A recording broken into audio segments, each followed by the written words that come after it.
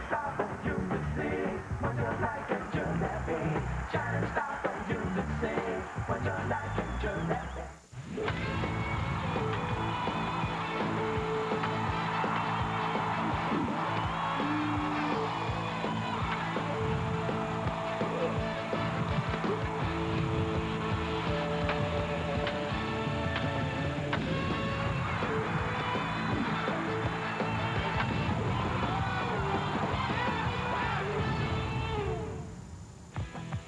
Live from Fenway Park in Boston, NESN presents exclusive coverage of Boston Red Sox baseball. Tonight, the Red Sox take on the Tampa Bay Devil Rays.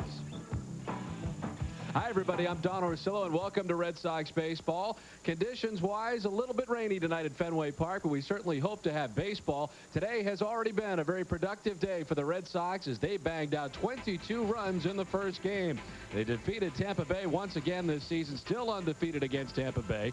22-4 today, 14th time in history, regular season history, with 20-plus runs in a game. Most runs since April the 12th of '94, and the most runs here at Fenway Park since June 18th of 1953 against the Tigers, when the Red Sox scored 23 runs in that effort against the Tigers. As always, we welcome in Jerry Remy, and to lead today for the Red Sox, Nomar Garciaparra. Well, it was quite an afternoon, obviously, at Fenway Park with the 22 runs, and a lot of players had big games for the Red Sox. Johnny Damon, Manny Ramirez, Trot Nixon. But the biggest story of the day was obviously Nomar Garciaparra with his 3 home runs. He had one on a 3-0 count, and all going toward left field. He almost had a 4th in the game as he hit one deep to center field later on. But just an absolute huge day for Garciaparra, and he's been hot over the last couple of games.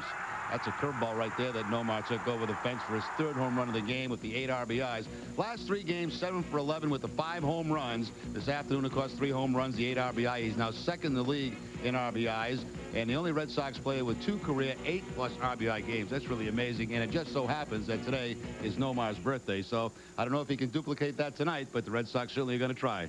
Well, the Red Sox have had their way with Paul Wilson so far. They'll face him again tonight. Of course, Derek Lowe threw his no-hitter against these Tampa Bay Devil Rays. Career in 10 games for Wilson against Boston, 2-4. The studio. We're back in the studio here. We have President Bush with us, which is a great treat, and we have President Bush's grandson, Robert. We're going to talk about the Yankees in just a little bit and get your baseball wisdom. But I have to ask you about the festivities here at Fenway Park last night. Tremendous tribute to Ted Williams. Well, I didn't see it all, but I saw some of it, and I congratulate those that put it on, because it was just the right tone to it. So moving, and not just because he was a great baseball player, but just to hear all of the stories. I think one of the more moving ones was his Hall of Fame speech when he talked about the Negro League players. You learned so much last night at that festivity. Well, I feel I knew Ted well. I didn't know I was, just one more worshiper when I was in school, and when I was down at pre-flight school, Chapel Hill, the word went, Ted Williams is coming, Ted Williams. God, the whole place went crazy. That was the summer of '42, and but then I got to know him quite well after my presidency, and during it, he helped me a lot politically. So he's a wonderful fella. Did you ever go fishing with Ted? Never did. We had a fishing trip planned to Canada, and the lady that his great love of his life at that point got sick, and he couldn't come. But I was with him in the Keys. I played tennis with him, and stayed in touch with him until, well, I talked to him a couple of months before he passed away. Who won that match? Hey, we're not talking hitting, we're talking tennis. Yeah, that was one of the great stories that Yaz told last night, that when they had events that you could keep score in, Ted could actually lose some events. Oh, yeah. But if it was fishing or something else... No, he wasn't a tennis player. He was a very competitive person. Oh, God. Oh, gee. And a wonderful fellow. I walked into a Manchester, New Hampshire fishing show. He said, I want to help you up here with these New Hampshire voters. After I walked in there, who's this guy over there with Ted Williams? I mean, they all swarmed him, and I might as well not have been there. It was wonderful. Great presence. Great presence. No question. That's good help to get. And this is your grandson, big Red Sox fan, right? Yes. Well, what are you going to tell us about the Yankees? They told me to ask you, what do you think about the New York Yankees? They're losing tonight. That's a good thing. But what do you think of them? Well, I don't really like the Yankees very much because they're in the Red Sox division, and well, they always win. They always will. We're going to change things here in Boston now. Though things are changing. The Red Sox are, they're playing well. Yeah, they're playing really well. Yeah. Who's your favorite player? I like Nomar and Manny. Is that why you curl your hat like that? That's a Nomar hat? Who's your favorite player in all of baseball? I like Pudge. Oh, you do? That's because of the Texas Rangers connection, right? Yeah. You still have those kinds of habits. Where do you live right now? Bethesda, Maryland. Okay, so you're a Red Sox fan down there. Yes. And they told me that you know about the Izzy Alcantara situation down in Pawtucket. You saw that karate kick with Izzy down on the... You like that? Uh-huh. You like when a guy charges the mound? I was It's a kind pitcher. of funny. Would you charge me? No. Yeah. No, not a big guy. He'd be a little more selective. All right, you have... Tell me your batting average, Robert. 9:30. Oh, come on now, 9:30. 9:30. He's going to be a politician. He's going to be a politician, isn't he? We challenged it, and we have witnesses. 9:30. We said not your 9:30. slugging average, your batting average. He's staying with his story. Wow. Wow. What was the name of your Little League team? The Mets. The Mets. Well, all What? right, we're going to get these guys off the set. I can't think Here we this. gotta The go. Mets, we're The talking about Mets, the the Yankees. Yankees. Robert, thank you very much. We're going to continue to talk Red Sox baseball. Robert and President Bush, they're going to take care of the rain, right? Go out there, get the tarp off so we can play. Okay. Thanks for joining us. We'll be back right after this. Thank you. Thank you.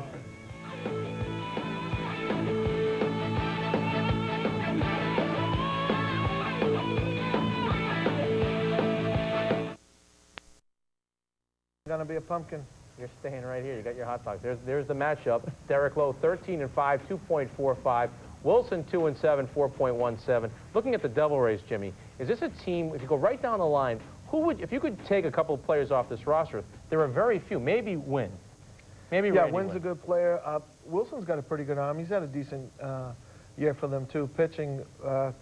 But that's where player development comes in. This is a young franchise. You know, you got to give them time. We're talking about, you know, the Red Sox rebuilding. Well, and it's going to take, you know, 4 to 5 or 6 years.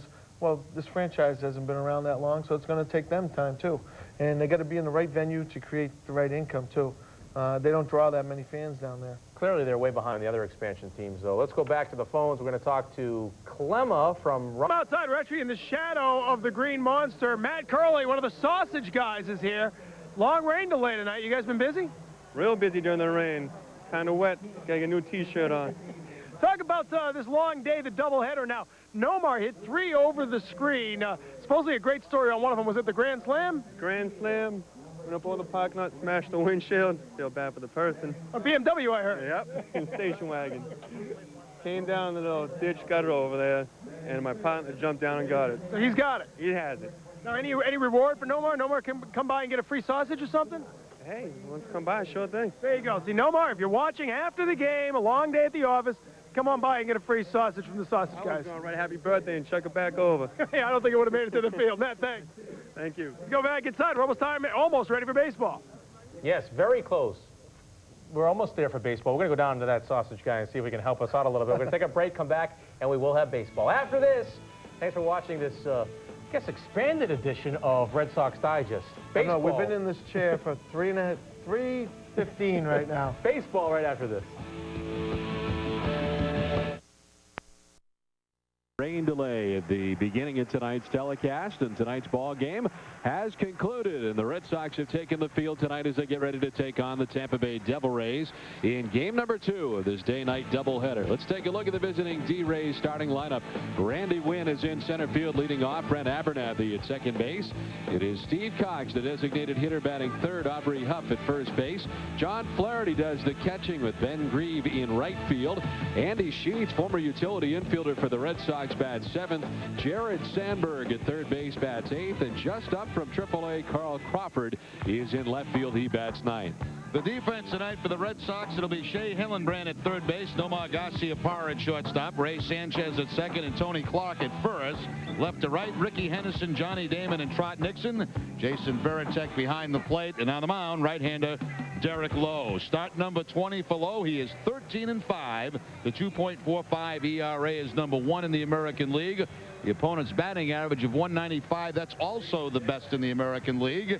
And against Tampa Bay this season, 2-0 in 3 starts with a 1.50 ERA against the Devil Rays. Of course, one of those games back on April 27th, the no-hitter for Derek Lowe here at Fenway against Tampa.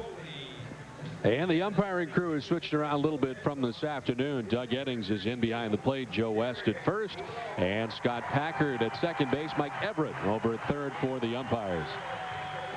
Let's take a look at the game notes brought to you by Sullivan Tire and Auto Service. The Red Sox 9-0 this season against the Devil Rays. Plus the big win this afternoon. 100 or more home runs in 55 of the last 57 seasons for the Red Sox. And the Devil Rays 2.44 team average and a 5.18 team ERA. Those are both at the bottom of the American League.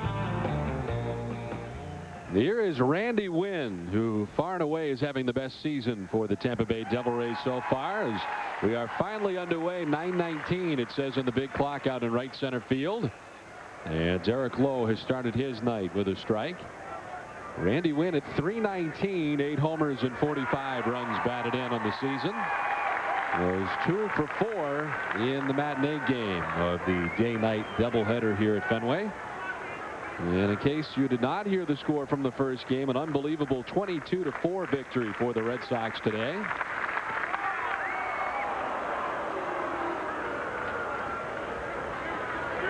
.74 degrees, so it has definitely cooled off a little bit after the rains have come and gone. The 1-2 to win. Strikeout number 1 for Derek Lowe. Derek's last start came against Tampa Bay on July 17th. He only had 3 strikeouts in 8 innings in that ball game. Red Sox won at 5-1, but picks up the strikeout here on the fastball. Well, it's been about 5 hours and 19 minutes since that last game ended here at Fenway. A long time for these players to be hanging around the ballpark waiting to get this one started, but the crowd has certainly been enthusiastic. They certainly have, and they are very patient as they waited through the 2-hour and 11-minute rain delay here, as most have stayed on hand for the beginning of this contest. Brent Abernathy, the Devil Rays second baseman, was 0 for 3 in the first game today. And quickly down on the count, 0-2. Abernathy at .240, 2 homers and 26 runs batted in. Derek Lowe in search of his 14th victory of the year.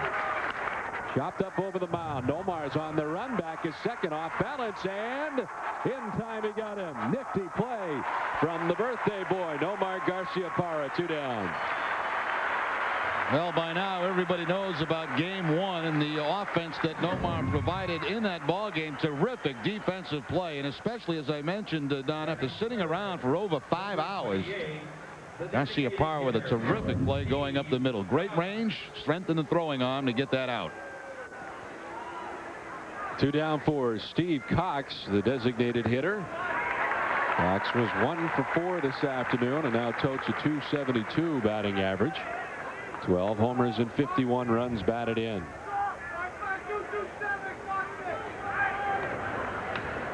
He slashes it foul back to the backstop, and like the first 2 hitters, he's in the hole very quickly.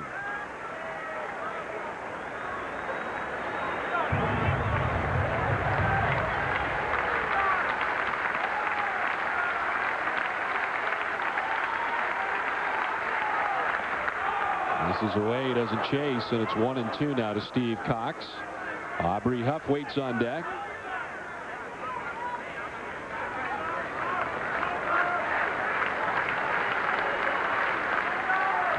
Now the 1-2 to Cox. This is inside. 2-2.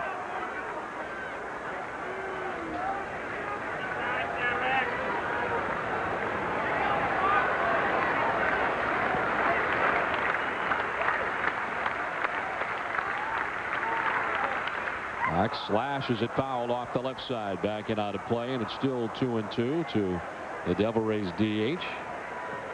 What do you think a lot of the players did for those 5 hours down in the clubhouse? Well, first of all, you get in, you have a little something to eat. That was about probably 4 hours ago. And a lot of different things. Card games, try to stay as loose as you possibly can. Maybe even a nap for a few people. And this is away, and it's a full count. And Cox has been patient. He was down 0-2, but now it's a full count.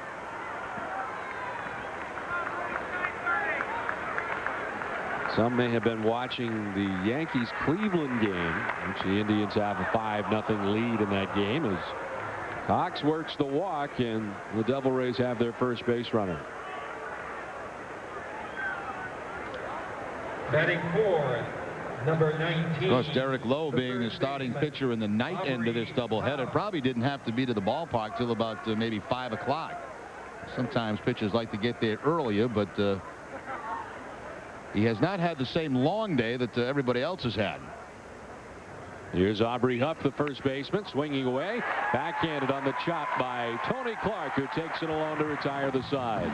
Devil Rays leave a man. They get nothing. Red Sox coming up from Fenway.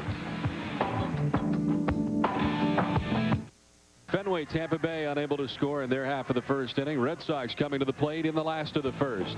Ricky Henderson, who did not play in the first game, in there tonight to lead it off. He's in left field. Johnny Damon in center with Nomar Garcia-Parra at shortstop. Manny Ramirez, who did play in left field in the first game, is the DH tonight. Jason Varitek does the catching with Shea Hillenbrand at third base.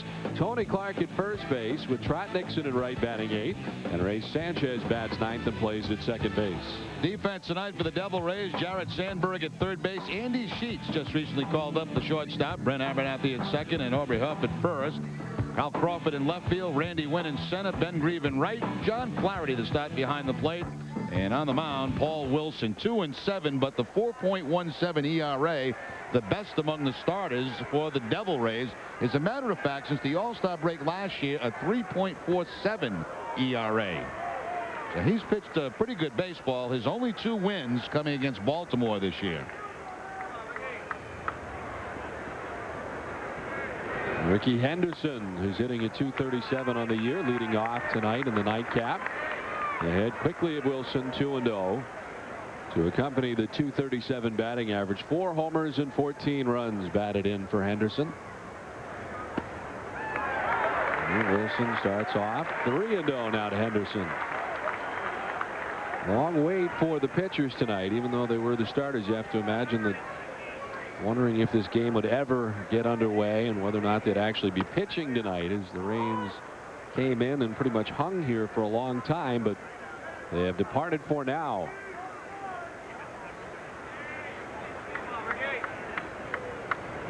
Ricky swings away and hits a little looper to left. Late break for Crawford. He'll lay it out, not get there.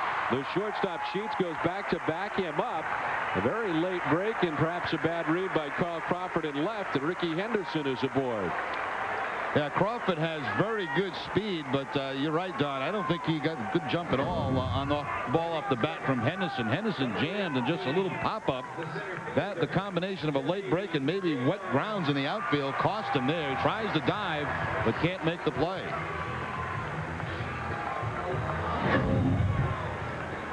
Carl Crawford just in his 4th game up from the Durham Bulls. One of the best prospects, if not the best prospect in baseball right now. Yes, he's had a terrific year for the Durham Bulls, and now the Tampa Bay Devil Rays have brought him up really for the second half of the season to take a look at their fine left fielder Carl Crawford. A check on Henderson, who's back in plenty of time.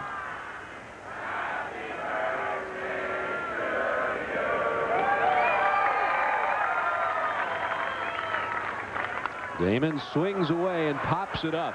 Off first, foul ground. Aubrey Huff and Brent Abernathy over, and there'll be no play. Reconvened over by the tarp. And lands a row or 2 out of the reach of Abernathy, who had perhaps the best opportunity to get that. Now, if that ball was hit this afternoon, that certainly would have been caught, because the wind was blowing so hard straight out to center field, it would have pushed it right back into the field of play. Right now, not much of a breeze at all here at Fenway. And an amazing 7 home runs today for the Red Sox. A 3 home run day today for Nomar Garcia-Parra, who waits on deck as Johnny Damon bats with 1 on, nobody out. Nomar's birthday, it is still his birthday, yes. And he got birthday wishes sung to him by those fans behind the on-deck circle. Damon lines it into center field for a base hit. Up 90 feet to second goes Ricky Henderson, and the first 2 base runners have reached for the Red Sox.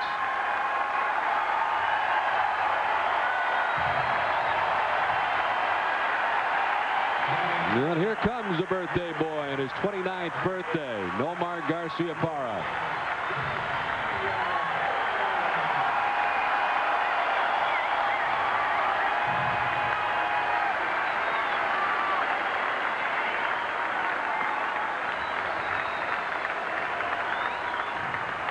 Nomar 3 for 5 in the day game with the 3 home runs. As he takes the first one for a strike from Wilson. Nomar knocked in 8 runs today. A very productive first game. Now has 16 home runs on the year, tied with Manny in that category. This bounces away from Flaherty, and everybody will move up. Henderson to third, Damon to second. Still nobody out.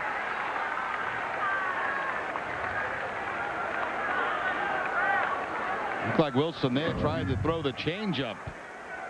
Bounces way out in front of Flaherty. Karam's off, and both runners advance to second and third.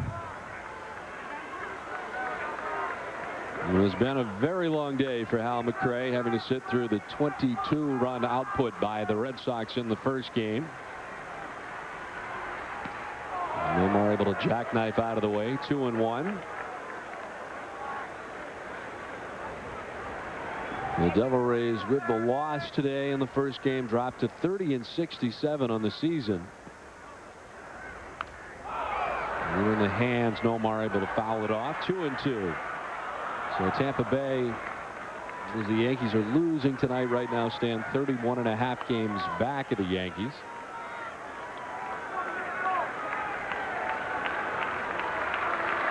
Henderson at third, Damon at second. Nobody out.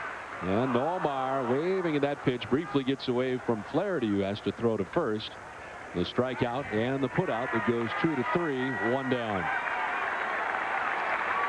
Nomar fooled that time on the changeup by Paul Wilson. Ball out of the zone. Nomar striking out for only the 35th time this year. He, Johnny Damon, and Brett Abernathy, 3 guys in the top 10 and toughest to strike out in this ball game.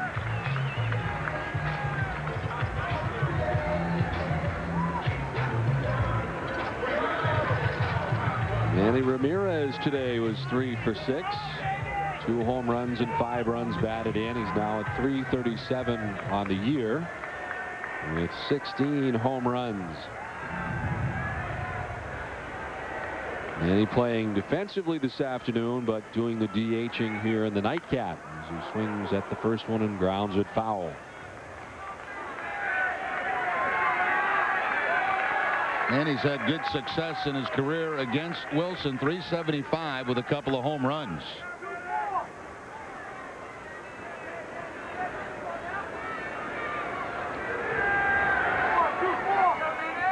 Wilson, who comes in with a 2-7 record, although it was really not indicative of the way that he has pitched this season. A 4.17 earned run average, which by today's standards is not that bad. Ramirez lines it to left. That's in for a base hit. Henderson's in from third. Here comes Johnny Damon. It's a 2-run single for Manny Ramirez, and the Red Sox lead it 2-0.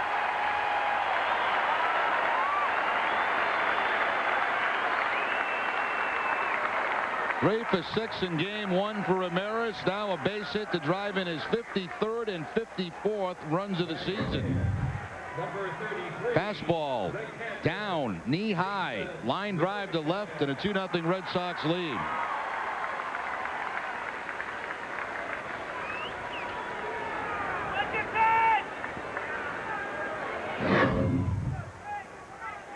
Here's Varitek, who bats with Manny at first base now. Still only 1 out. And the Red Sox bats have picked up where they left off in the first one, as they have come up with 3 hits in the inning. Henderson and Damon reaching on singles, and Manny Ramirez is driven in a run.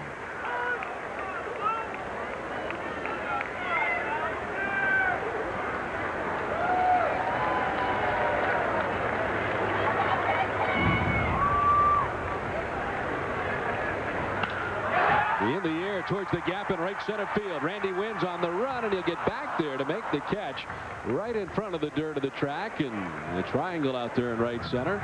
Sent it a long way, but Varitek's out number 2. Yeah, it looked like it just got in a little bit on Varitek. Yeah, that hit high enough where Randy Wynn, who has very good speed, could get under it. Number 29, the third baseman. Pretty good jump in center field by Wynn. He heads back toward the triangle and catches it just in front of the warning track.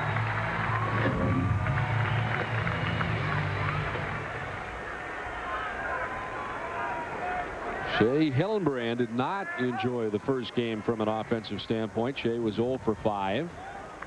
Back in there for the nightcap, and the Red Sox third baseman at 303. 13 homers and 56 runs batted in.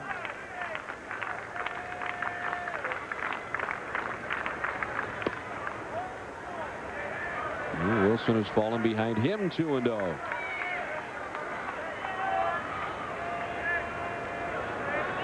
And 2 victories for Wilson. As Joy mentioned, both against the Baltimore Orioles. He's yet to beat anybody else in the American League.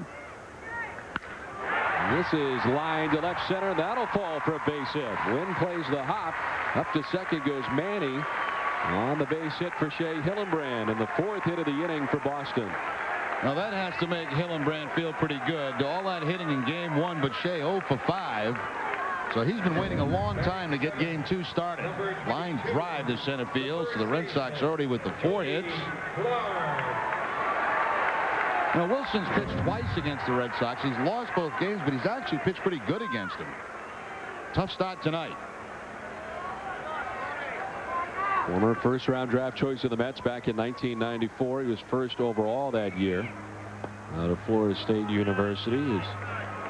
Tony Clark makes an appearance tonight in the nightcap. Tony did not play in the first game today. And it evens at 1-1.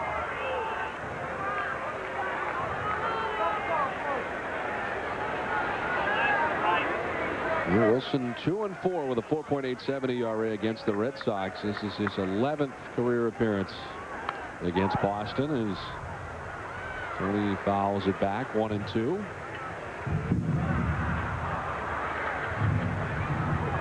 Lost last time out against the Red Sox, but worked 6 2/3, gave up 9 hits, 4 earned runs, gave up a home run in that last outing to Manny Ramirez.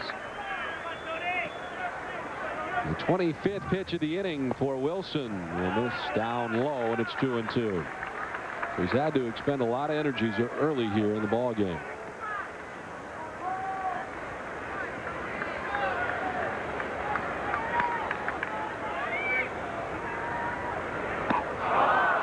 And he strikes out Clark. The tag applied for the final out of the inning. But the Red Sox come up with 2. Manny Ramirez driving them in with a single. We're done with 1 tonight from Fenway. 2-0 Red Sox. Nothing Red Sox. Let's take a look at the RBI leaders around baseball, updated from today. A-Rod on top with 83. Nomar with that big game, 81 now. Giambi with 80. Konerko 76. Garrett Anderson 76. National League, Berkman, Pujols, Burrell, Gonzalez, Walker, the top 5 in the senior circuit. On to the second inning. Red Sox on top 2-0 as Derek Lowe returns to the hill. He walks Steve Cox for the only base runner so far tonight for the Devil Rays. John Flaherty, former Red Sox catcher, stands in at 253, 3 homers, and 23 runs batted in.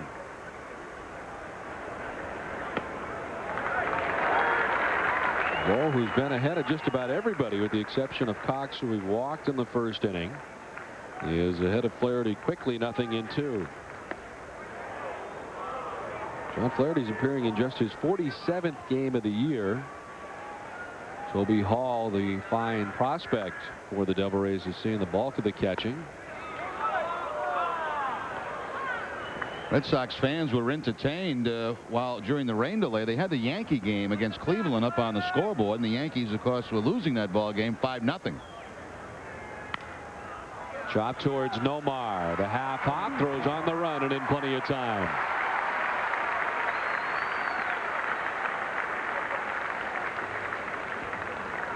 Well, one of the things that did come out of that Yankee game, kind of a scary injury for Jorge Posada. Well, that was ugly. Backswing hit him right off the side of the head, it looked like. He went down, laid on the ground for a while, apparently cut his ear or somewhere in that area, and they took him off out of the game. So hopefully he's okay.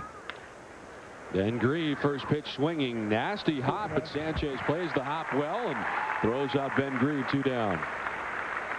Ray Sanchez taking the first game off today as Lou Maloney got the start at second base. Batting 7, number 26. They have seen the bottom of the 8th inning. Cleveland now on top of the Yankees 6-0. So that's certainly good news.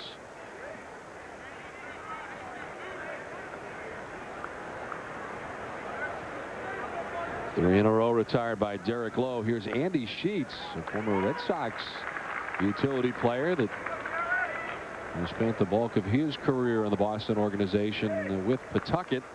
It's bounced around, formerly from LSU, as he takes a pitch for a strike. 0-2 now.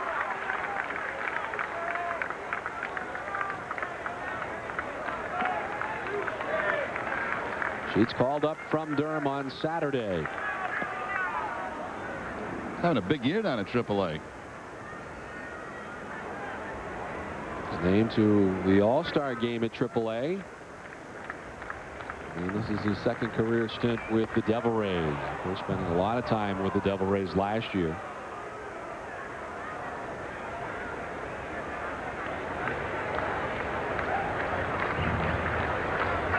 Sitting at 297 with 14 home runs, leading the organization as he swings and strikes out.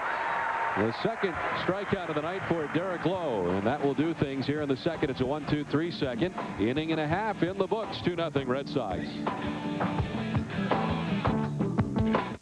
Exclusive coverage of Boston Red Sox baseball is brought to you in part by Citizens Bank, not your typical bank. By New England Ford. Ford is leading the way with the best-selling cars and trucks. Log on to newenglandford.com for details. And by Rocky Mountain Cold Coors Light. Cold down easy. Red Sox on top 2-0 as they come to the plate in the last half of the second inning. Trot Nixon, who had a very good afternoon with all the home runs. Trot ended up with one of them, but was 4 for 5 in the afternoon contest.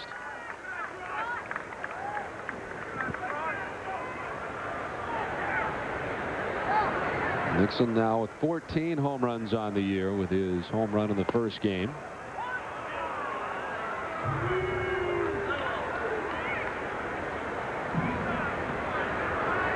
Trot will be followed by Ray Sanchez and Ricky Henderson here in the last half of the second inning. Wilson hoping to have a quicker second inning than he did in the first. Little looper that'll land on the short lawn in left center. Trot Nixon had 4 hits in the first game and starts off the second inning of this one with a base hit. And Trot now runs his hitting streak to 8 games. Mentioned there are a lot of heroes in game one. Nomar certainly the majority of the attention with the home runs, but Nixon with a terrific game. Johnny Damon with a terrific game. Ramirez with 3 hits. A lot of offensive stars this afternoon here at Fenway.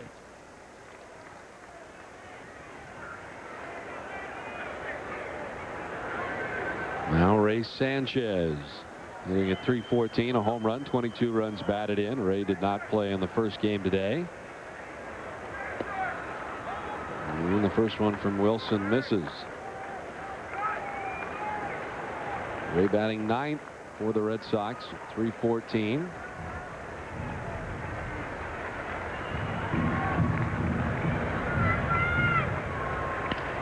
He slaps it on the ground, foul outside of third, 1-1.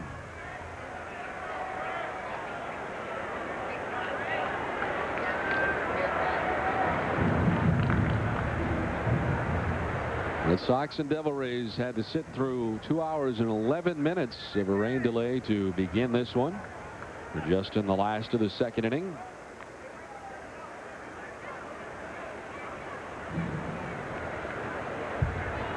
Wind was really howling around Fenway Park for the first game today, but right now the flags are not nearly as august as they were earlier. Sanchez again sending it foul outside of third.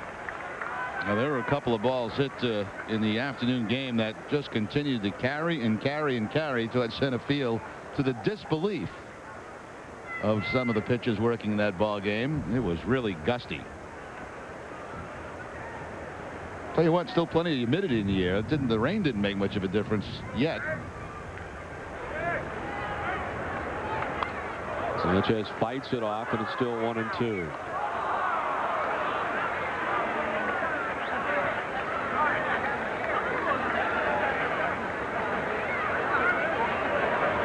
Wilson had to face 7 Red Sox in the first inning through 26 pitches in the first inning.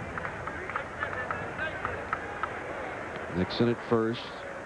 The 1-2. Sanchez grounds it into the Devil Rays dugout on the third base side. Still 1-2.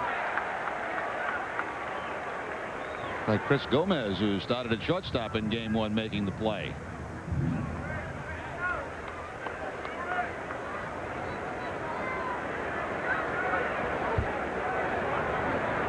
Nixon widens the lead a tad. This is hit sharply, could be 2. Sheets to second for 1, on to first. They do indeed turn the 6-4-3 double play. And there's 2 outs in the inning.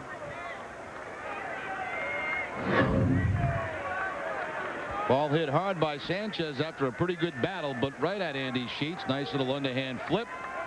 Abernathy uses the bag to protect him as he backs off the bag, and an easy double play turned by the Devil Rays.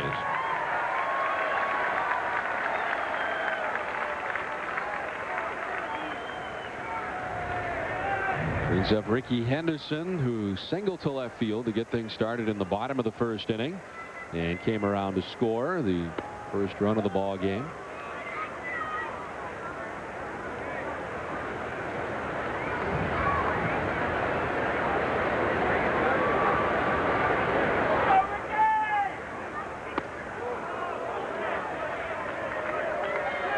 Henderson off a trip in which he didn't see a great deal of action. Only 9 at bats. Was 2 for 9 on the last road trip for the Red Sox.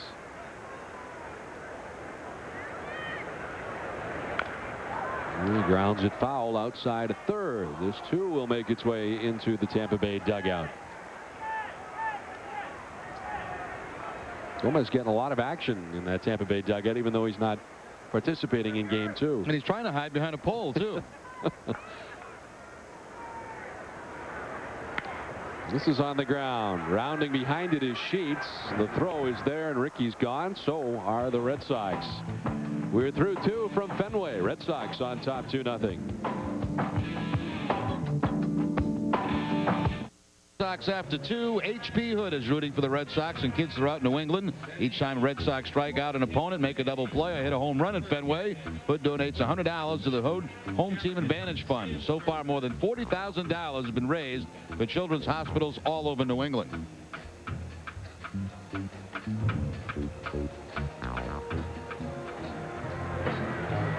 And a marriage proposal tonight for the birthday boy, Nomar Garcia-Parra. Does all 3 want to get married to Nomar, or just the one in the middle? I'm going to say the one in the middle, since she's holding the sign. Nomar turning 29 today, a 3 home run effort in the first game.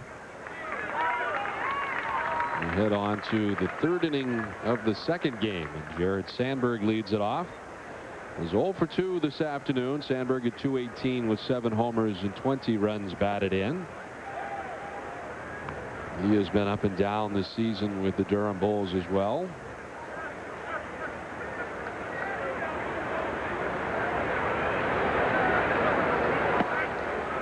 That's in their first strike, 1-2. Derek Lowe has 2 strikeouts through the first 2 innings.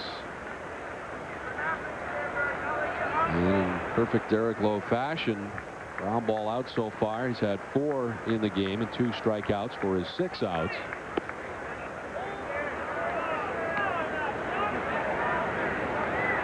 Sandberg is now 0 for his last 18 with 7 strikeouts. He slices a foul back to the backstop, still 2-2.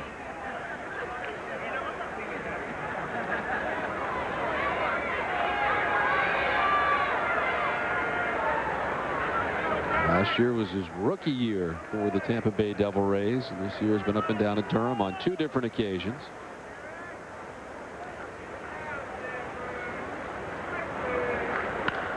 Chopped to short. Nomar able to glove it. The throw in plenty of time. Throw a bullet to first, sidearmed for the first out of the 3rd inning.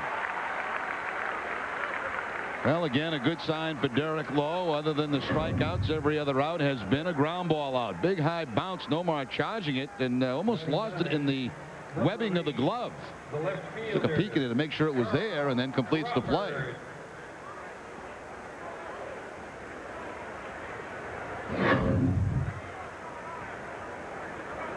Five in a row now retired by Derek Lowe. Here's Carl Crawford, the left fielder for the Rays, in on the left side. He had a hit this afternoon, went 1 for 3. He is appearing in just his 4th game with Tampa Bay. He's 3 for 10 for the Rays. 20 years of age, the youngest player right now in the American League, and really has flown through the Tampa Bay organization. Thought of largely as maybe the best prospect in baseball. See his numbers from Durham so far in the year, 297. Yeah, 26 steals too at AAA. He was a second-round pick in 1999.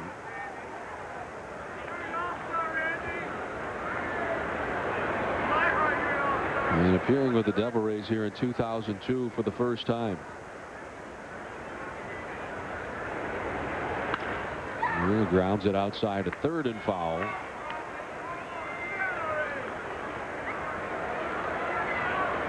He too was a member of the All-Star game along with Andy Sheets as a member of the Durham Bulls. Had hit at 300 or better from the start of the season and actually just dropped down to 297 on Friday. The next day was called up here to Tampa Bay. And he fouls it off his leg or foot, tough to tell.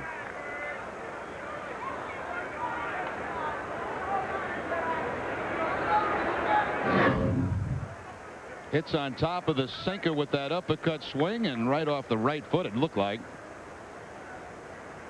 Pretty good balance shown there, though. I might be a little goofy here for a while in game 2. The 2-2, he struck him out. Third K for Derek Lowe, 2 down. First 2 strikeouts on the fastball from Lowe. He goes to the curveball against Crawford to pick up strikeout number 3. Curveball down and in and off the plate. Those pitches are nasty. You know, the guy fouls one off his foot, and then what does Lowe do? Throws a breaking ball down and in right near that foot and ends up getting the strikeout. Beginning to lightly rain again here at Fenway Park. Hush your mouth, Don. I almost hesitated to say it, but try to be as factual as you possibly can be. And it is lightly raining. Randy Wynn struck out swinging back in the first inning. He's 0 for 1. And the count evens at 1-1. Randy Wynn, the only member of the Devil Rays selected to the All-Star game in 2002. And Tardy on the cut, down 1-2. Randy Wynn started today 5th in the league in hitting in the American League with the .317 average. It is up to .319 to start this ball game. Lowe with the 1-2 pitch. Wynn sends it towards shortstop. The hop for Nomar and the throw in plenty of time. It's another 1-2-3 inning for Derek Lowe. We played 2.5 from Fenway. 2-0 Red Sox.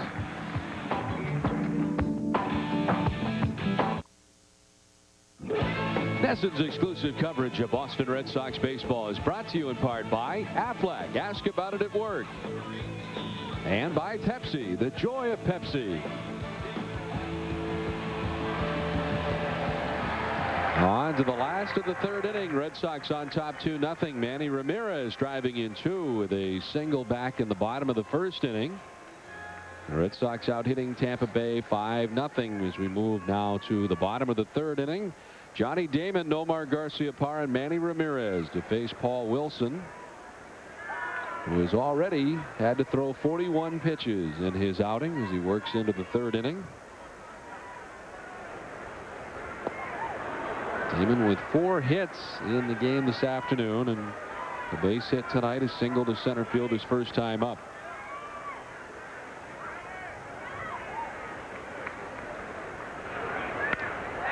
In the air to left center field. Randy Wynn back a few steps. One down.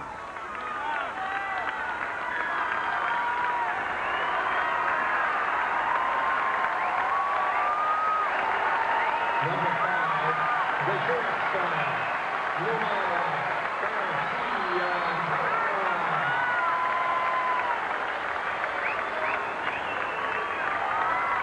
Nomar with the 3 home runs today, this afternoon. Tonight 0 for 1. He struck out his first time up. And chops it to third. Sandberg gets it there just in time to get Nomar 2 down. Sandberg at third base showing a very strong throwing on that throw across the diamond. Nomar picking up the curveball on the first pitch. Nice big high hop and a good strong accurate throw by Sandberg to get Garciaparra hustling down that line.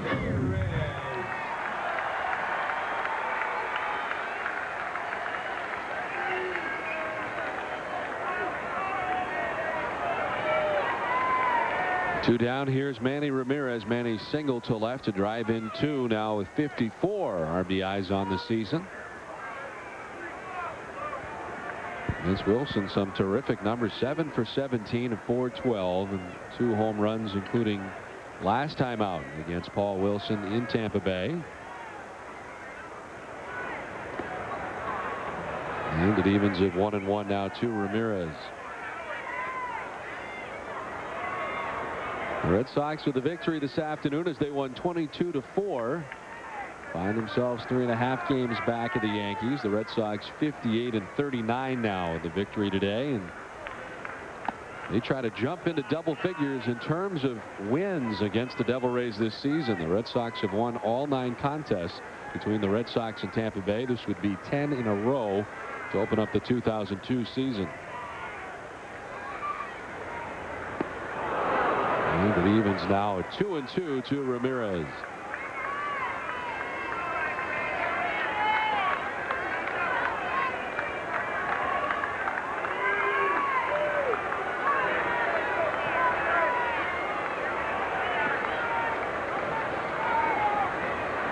And time call. The beach ball has come onto the field down the right field line. Well, Tampa Bay came into today's action last in terms of batting average. You're hitting at just .244 as a club. The Red Sox tied for third with the Twins now at .278. The Yankees leading the American League heading into tonight's action at .280 as a club. And Manny takes strike 3. Third strikeout of the night for Paul Wilson. It's a 1-2-3 third for Wilson. We played 3 from Fenway. Red Sox on top 2-0.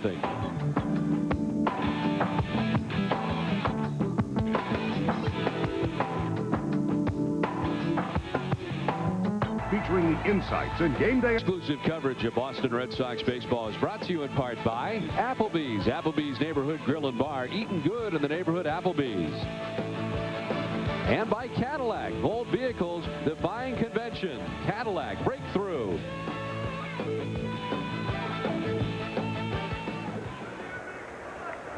On to the 4th inning as Brent Abernathy will lead it off. Red Sox on top 2-0.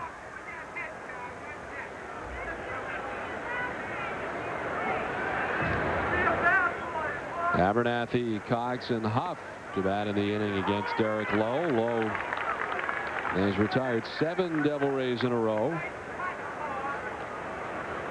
Abernathy grounded to shortstop his first time.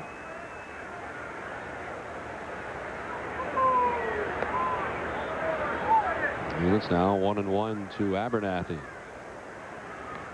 Indians have beaten the Yankees tonight 9-3 the final. Andy Baez getting the win tonight for Cleveland, now 8-7. Andy Pettit suffering the loss. He falls to 4-4. This is on the ground towards Garciaparra. Nomar has been busy, and he takes care of another. As Abernathy, he is out number 1 in the 4th inning. Time now for the Aflac trivia question. The question tonight: who is the only Red Sox player with 3 career 3-home run games? And we'll have the answer for you in the next half inning. Number 28, the designated hitter, Steve Cox. See, Nomar has 5 assists so far in the game, with 1 down here in the 4th inning.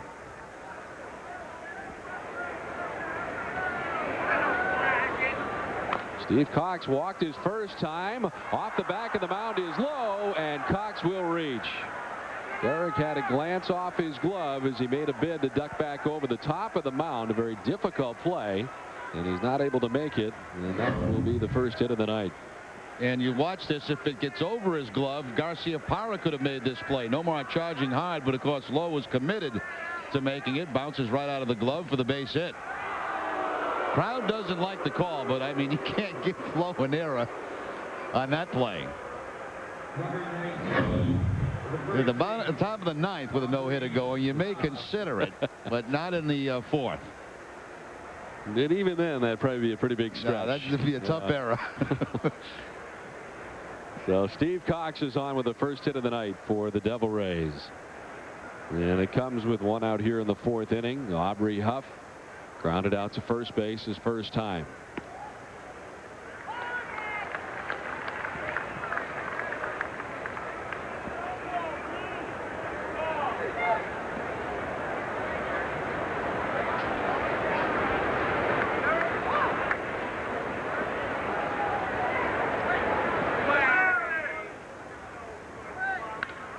This is popped up left side into shallow left field. Ricky Henderson moving in, and he'll make the catch for the 2nd out. Lowe has been pretty much ahead of everybody so far tonight. In fact, 12 of the first 13 hitters have received first pitch strikes. Number 6, the catcher, John Flaherty. Lowe has struck out 3 through the first 3 2/3 innings, and given up just the 1 hit. You see the numbers so far from the pitch count.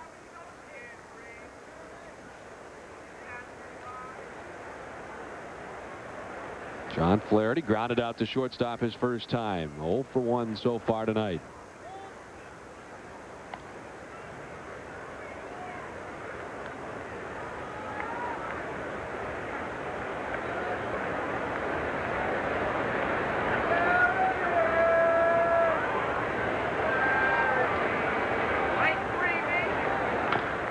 Flaherty fouls it off himself, evening the count now at 1-1.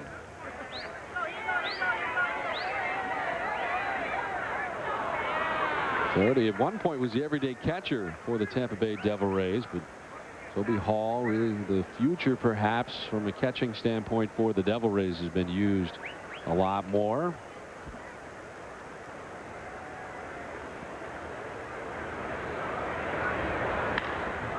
Lined into left center, and there is really the first real hit of the night for the Tampa Bay Devil Rays. Flaherty sends it out to center field, and up to second base goes Steve Cox with 2 down.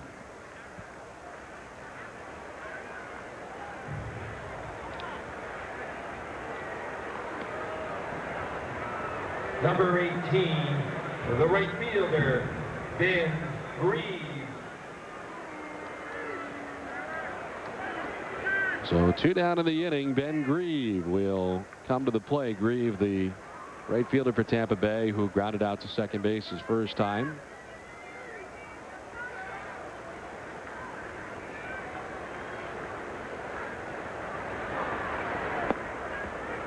And that will miss to Grieve. Derek Lowe in search of his 14th victory of the year as he comes in at 13-5 for the Red Sox.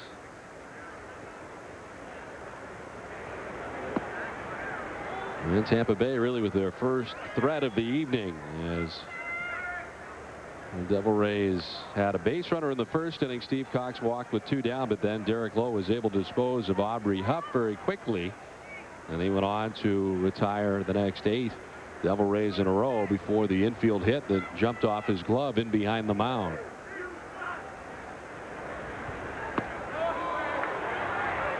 Grieve offers, and it's now 2-1.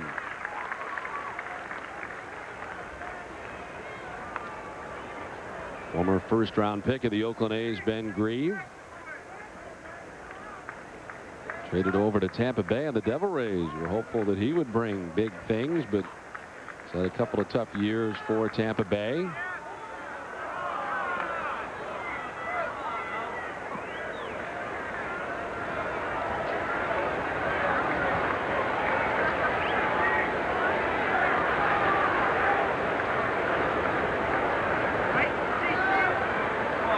Cox at second, Flaherty at first with 2 down in the 4th inning. Full count now to Grieve, and with 2 outs, the runners will be in motion.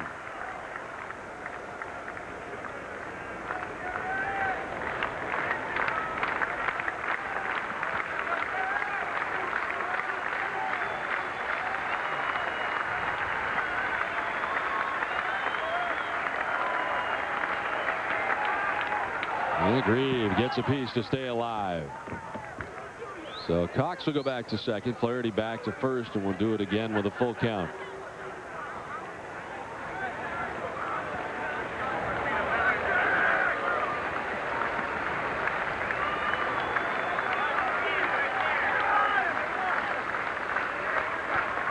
Eric Lowe has 3 strikeouts. Make it 4. Strike 3 taken by Ben Grieve. The Devil Rays will leave a pair. We've played 3.5 from Fenway. Red Sox on top 2-0.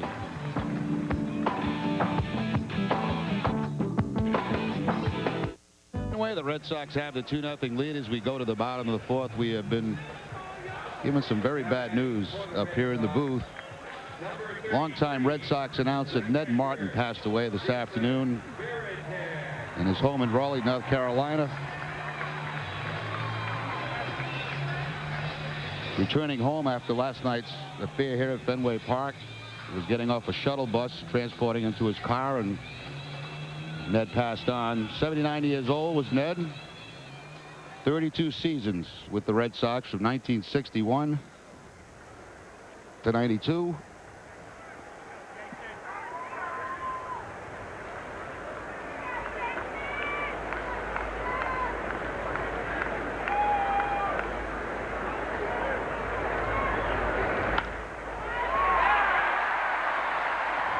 This is grounded by Jared Sandberg at third, and Varitek has a base hit to begin things here in the bottom of the 4th inning. Of course, Ned was my first partner here at Nesson and a very close friend. Our condolences certainly to Ned's family. Just saw him yesterday. Unbelievable. Looked terrific. He really did. We all saw him here last night, and the awful news here tonight.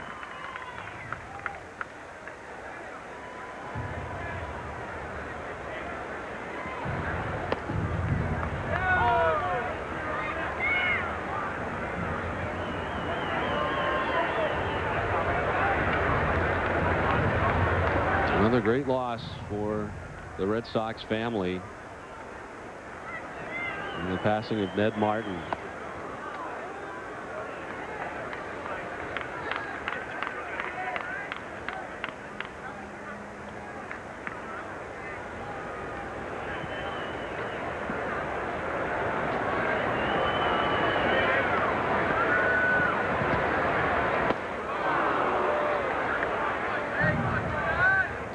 Last night to see all of the great broadcasters in the Red Sox history together again last night, with Kurt Gowdy here and Ken Coleman here. And this tragic news tonight, if you're just joining us, we've just been passed, and old Ned Martin has passed away, apparently returning from the event here last night.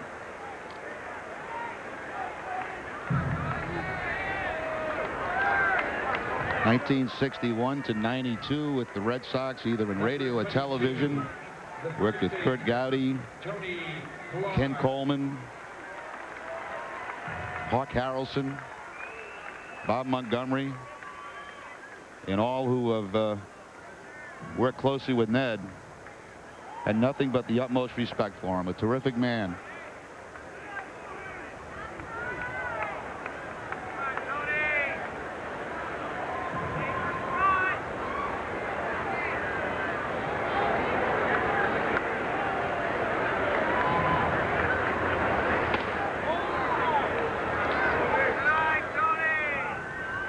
Clark batting with 1 out. Jason Varitek is at first base as the Red Sox lead it 2-0 here in the last of the 4th inning.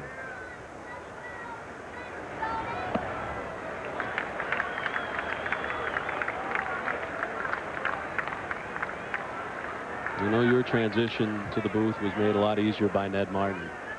Couldn't have made it easier.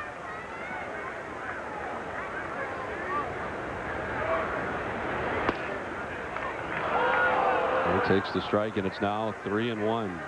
Saw Ned a couple of years ago when he was inducted into the Red Sox Hall of Fame. Looked terrific then. Saw him last night. Looked terrific last night.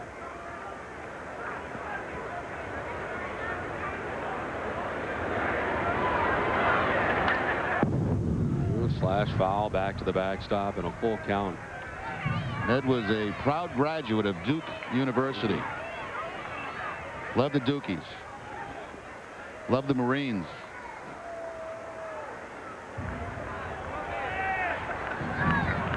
You can say, as a youngster growing up in New England, his voice will live on forever.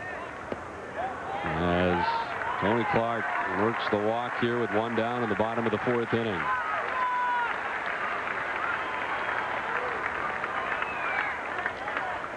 Number 7, the right fielder. So many historical calls come to mind, too, as you look back over the years over and over again. The Carlton Fisk home run is one that you hear more often than perhaps some of the others, but a very sad night tonight in Boston as Ned Martin has passed. Into right field for Nixon. This will one-hop the wall into the bullpen. A ground rule double. It may work against the Red Sox. It scores a run. Would have been perhaps 2. As Veritek comes in with the 3rd Boston run. And the Red Sox lead it 3-0. And Trot Nixon continues to hit today. 4 hits in game 1 for Nixon. Now 2 for 2. Picks up another RBI. His 53rd of the season. And as Ned would say, mercy. You're right, Don. If that ball stays in the park, they get another run. But with the ground rule double, 2nd and 3rd now with 1 out. And it'll bring up Ray Sanchez, who grounded into a double play his first time.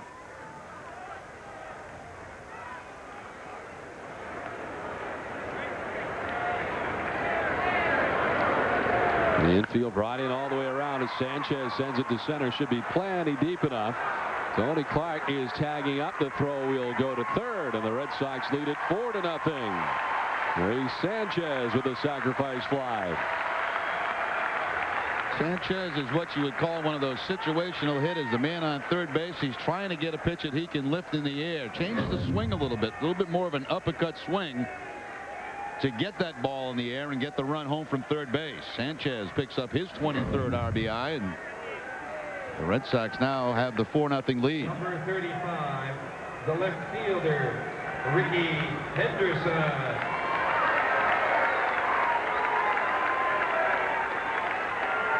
Here's Ricky, who's 1 for 2. He singled and scored in the 1st, grounded out to shortstop in the 2nd inning. Of course, Ned will be remembered for his time with the Red Sox, but he also did Patriots football in '65, Dartmouth football for 7 years, Harvard for 6 years, and Yale for 2 years.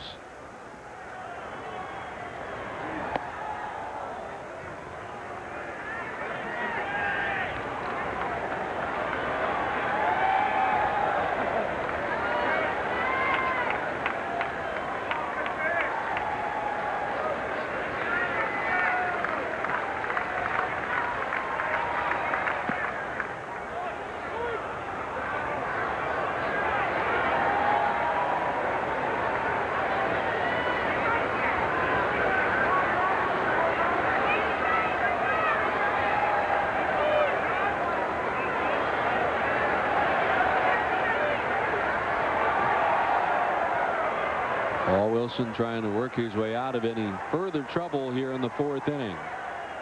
Red Sox have put a pair on the board as Ricky takes a ball low, and it's now 3-1.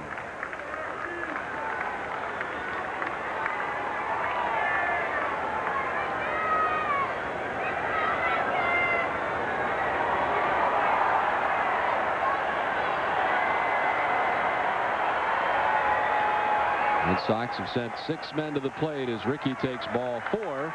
First base was vacant and will now be occupied by Henderson. The 2nd walk of the inning and the 2nd walk of the outing given up by Paul Wilson.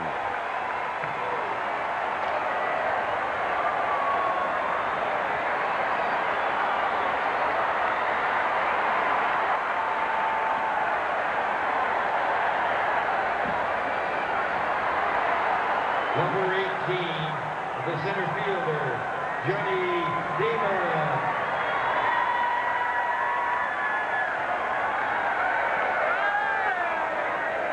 Here's Johnny Damon, who singled and scored in the first inning, flied out to center field in the third. 1 for 2 tonight. 1 of 7 Boston hits.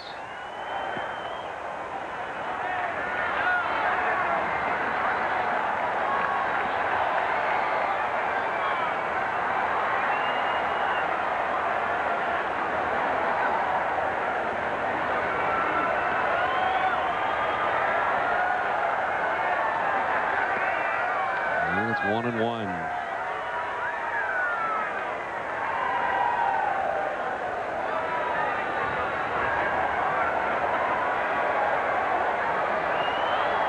Red Sox winning the day game today 22-4. On top tonight 4-0 as Damon fouls it off. And it hangs tough at 1 and 2.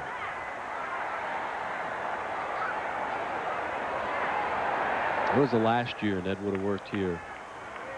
92, I believe. 92 would have been right before Bob Kurtz. That's right.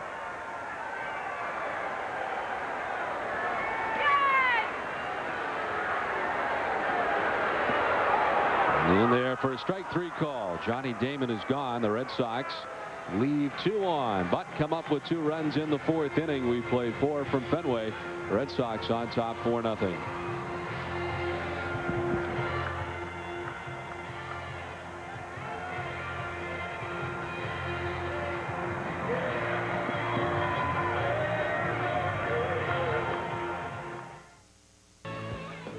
Back at Fenway, the Red Sox scored a pair of runs in the first, 2 in the 4th, and lead it 4-0. First pitch swinging is Andy Sheets. Ray Sanchez throws out Sheets for the first out of the 5th inning. Time now for the answer to our Aflac trivia question. The question tonight was, who is the only Red Sox player with 3 career 3-home run games? And the answer, Ted Williams. 46, 57, and 57 again, both on May the 8th and June the 13th of 1957. And of course, a 3-home run game in the first game of the doubleheader today by Nomar Garcia-Parra. Nomar doing it for the 2nd time as Garcia-Parra turning 29 today and celebrating his birthday in fine fashion this afternoon. Here's Jared Sandberg, who grounded out to shortstop his first time.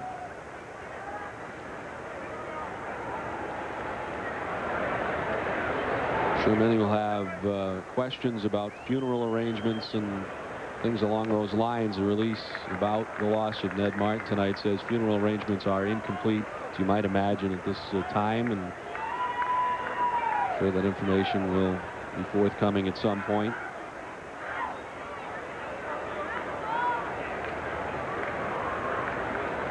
One down, Jared Sandberg with a count of 1 and 2. And through the right side into right field for a base hit. Just the 3rd hit of the night for the Rays.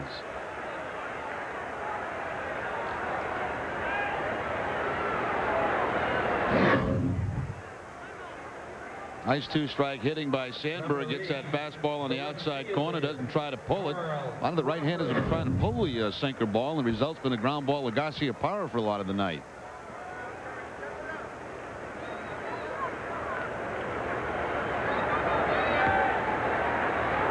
Here's Carl Crawford, who struck out swinging in the 3rd inning and takes a cut at the first offering.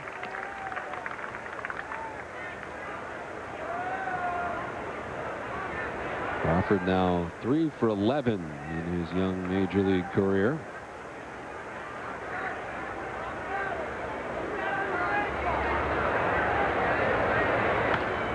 The Rays do have some fine prospects in their organization, as they hope that some of them will be able to come to fruition here in the near future, and they'll be able to have a young and up-and-coming team after trying many different methods in Tampa Bay.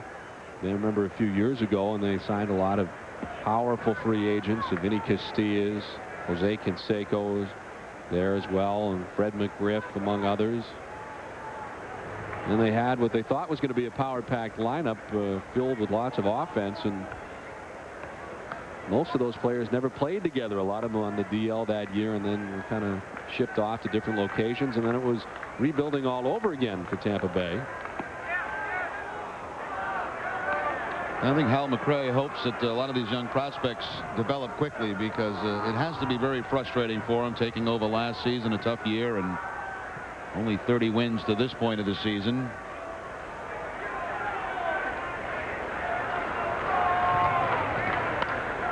In the air to left field, Henderson coming on, and Ricky makes the catch. Quick adjustment in and to his right, 2 down.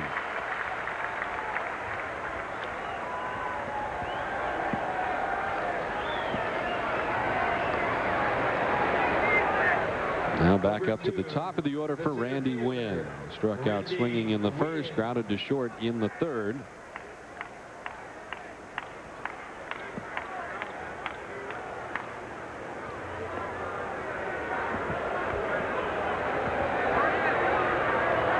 Sandberg held on at first by Tony Clark. It widened his lead a tad, and Derek Lowe throws over.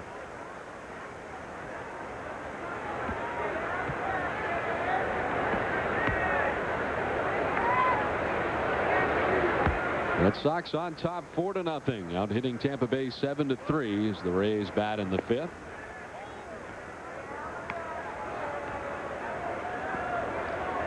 Devil Rays looking for their first victory of 2002 against the Red Sox. Boston has really had Tampa Bay's number on the season.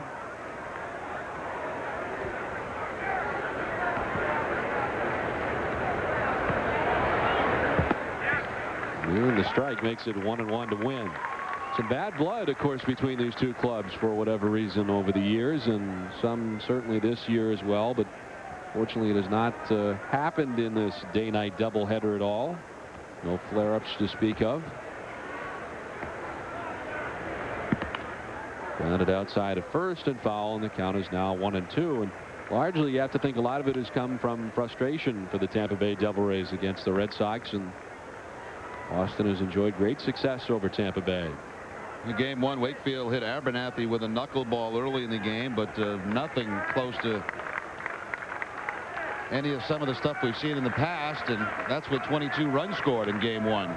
So you had to think it was going to happen. It might happen in a game like that, but nothing close. Just baseball.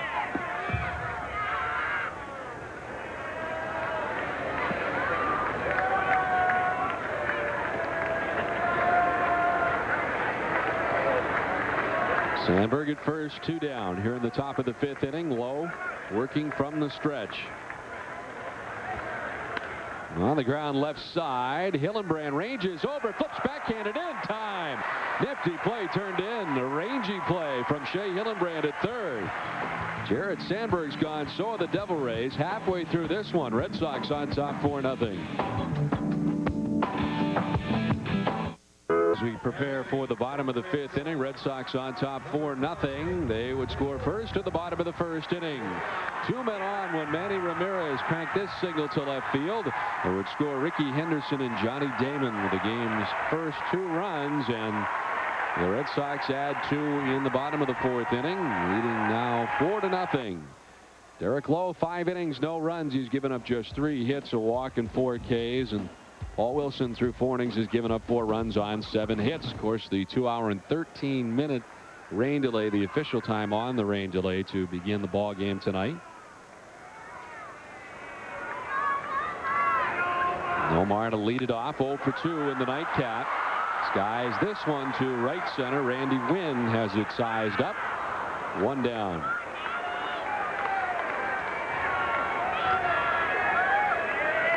Once again, a terrific job done by the crew here today. A very long day. They start real early in the morning, long before the players and everybody gets here. And once again, as we head toward 11 o'clock in the middle of game 2, they have enjoyed some long hours, some weather, but continue to do a terrific job. I was going to say the elements as well, as it is lightly raining here at Fenway.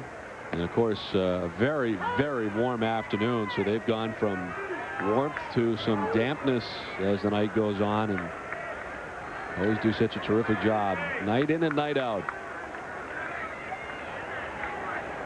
You realize that Nomar probably will have played right through his birthday by the time this thing's over. That's right. His birthday will be over by the end of this one.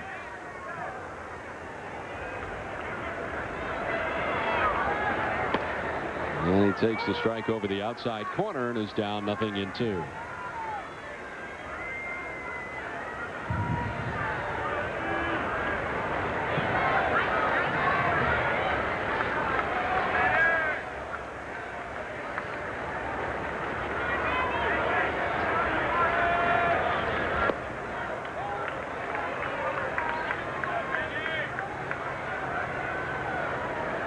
Wilson, who has had to struggle through this one so far, gave up 2 runs in the first, 2 in the fourth. He has struck out 5 and has walked 2 so far. And he fights it off. Inside out swing, sending it off the right side, 1-2.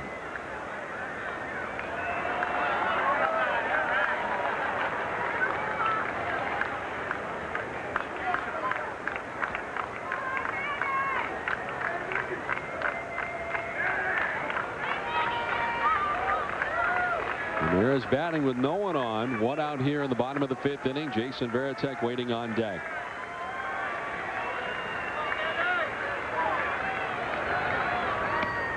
Up and away, and it's now 2-2. The Red Sox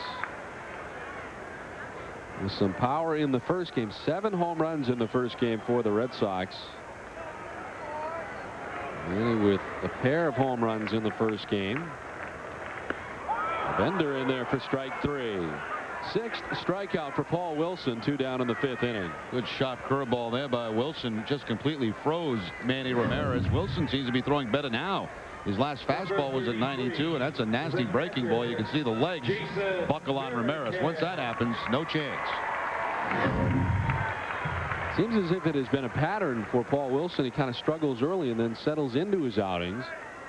Seems to be around for the middle portion of his outings. He's now thrown 79 pitches.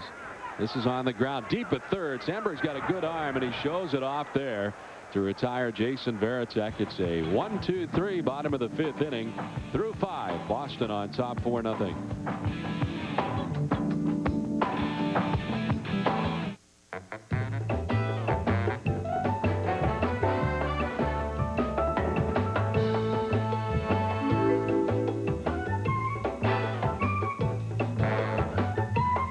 Next time you think about going to Florida, think Southwest Airlines. Right now, it's only $49 from Providence or Manchester to anywhere we fly in Florida when you purchase by August 1st. You are now free to move about the country. The Olympics, caught in scandal, embarrassing America. Mitt Romney cleaned it up, eliminating a huge debt, restoring confidence, and leading the games that made us proud. Now he's come home to Massachusetts, where he's lived for 30 years, to help us fix our state government. It's time for a change on Beacon Hill. Mitt Romney and Kerry Healy, the leadership and independence to bring change. I'm running for governor because I'm as sick and tired of the waste, patronage, and mismanagement as you are. During this campaign, I'll be talking about how we'll put state government on a new pork-free diet. We'll work together to improve schools, attract good jobs, and straighten out the big dig. I have the experience in fixing things and the independence to get the job done. No favors, no special interests. Instead, I'll work for you, the people of Massachusetts. Mitt Romney and Kerry Healy to clean up the mess on Beacon Hill. Back at Fenway, 4-0 Red Sox as we go to the top of the 6th. Let's take a look at the stolen base leaders around baseball. Brought to you by Mobile Speed Pass. Soriano with 26. Johnny Damon 24, tied with Ichiro. Louis Castillo in the National League with 33. A comfortable lead over Juan Pierre and Dave Roberts of L.A. The top stolen base people around the American and National League. On to the 6th inning with the Red Sox on top 4-0. Brent Abernathy, Steve Cox, and Aubrey Huff. 2, 3, and 4 for Tampa Bay in the 6th inning.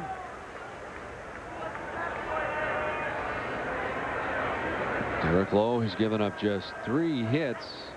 He's yet to relinquish a run as we move here into the top of the 6th inning. And he has struck out 4 so far. Abernathy's done the same thing twice tonight. That's ground out to shortstop.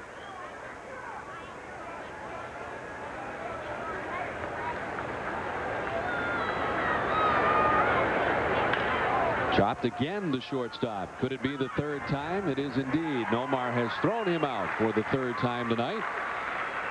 And there's the first out of the 6th inning. Been a real struggle for Abernathy recently. You saw the graphic earlier in the ball game. He really has had a tough struggle. 0 for 3 in the first game, 0 for 3 again tonight.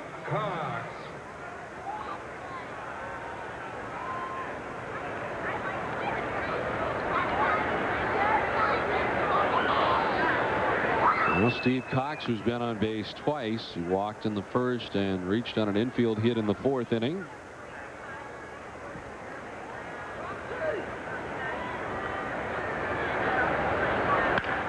On the ground sharply. Clark stepped to his right. He'll take it alone. And there's 2 down. Tony with that big 6'7" frame only takes him a leap or 2 to get to the bag at first, and there's 2 away.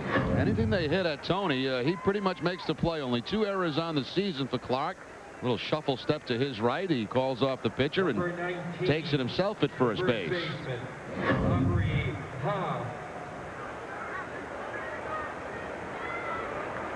Two down, and it brings up Aubrey Huff, who's 0 for 2. Chops it sharply over the mound. Sanchez from center field. A one-hopper in and out of the glove of Tony Clark. Sanchez with a good rangy play to get to it in the first place. The throw one hopped, and Tony not able to dig it out. Couldn't get much on that throw. He was backing up towards center field. Instead of planting, he tried to make that jump throw to first base, and he will bounce it. Clark takes a swipe at it, but can't quite come up with it. Sanchez, of course, has a very strong throwing arm. He's got a shortstop's arm at second base, but that time the off balance falling away from first base throw comes up a little bit short. 2 down, and here's John Flaherty, who's 1 for 2. Flaherty singling his last time up. Of course, a member of the Red Sox, was here in Boston in 1992 and again in 93. Originally a Red Sox 25th round pick in 1988. Traded away by the Red Sox to the Tigers for Rich Rowland. You may remember back in 1994.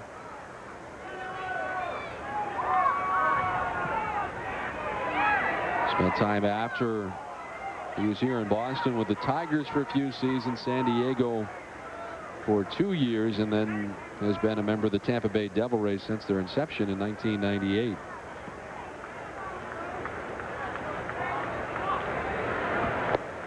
Rolling away, and it's now 2-1 to Flaherty. I'm not mistaken, Don. I'm not 100% sure of this, but I think Flaherty's first game at the Red Sox was in Yankee Stadium, and John is from the New York area.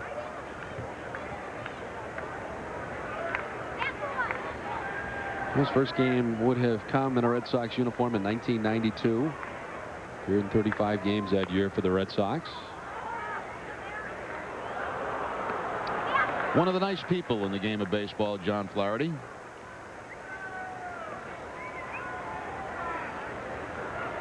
Had some very solid years with the San Diego Padres. Had a long hitting streak out there, I remember one year. With 303 one of the years he was out there as well. It was 1996. Sends this one in the air to right center field. Damon started over, now comes in a few steps, and that'll do it in the 6th inning.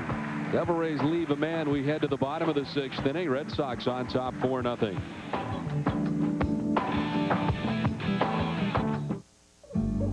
It had been a while since I took a day off, and I'm glad I did. It made me realize some people never get a day off from their jobs. What do you say we take Mom to Friendly's? That special someone deserves something new. Friendly's 3 new chicken choices. The new fajita chicken salad, the country club chicken sandwich, or the barbecue chicken platter. Now try any of Friendly's 12 chicken choices and get a hot fudge sundae free. Thanks, honey. Thank you. You and me and Friendly's. It's Dirtball Mayhem! The metal crunch-like cereal. It's electrifying, it's extreme, it's rockboarding!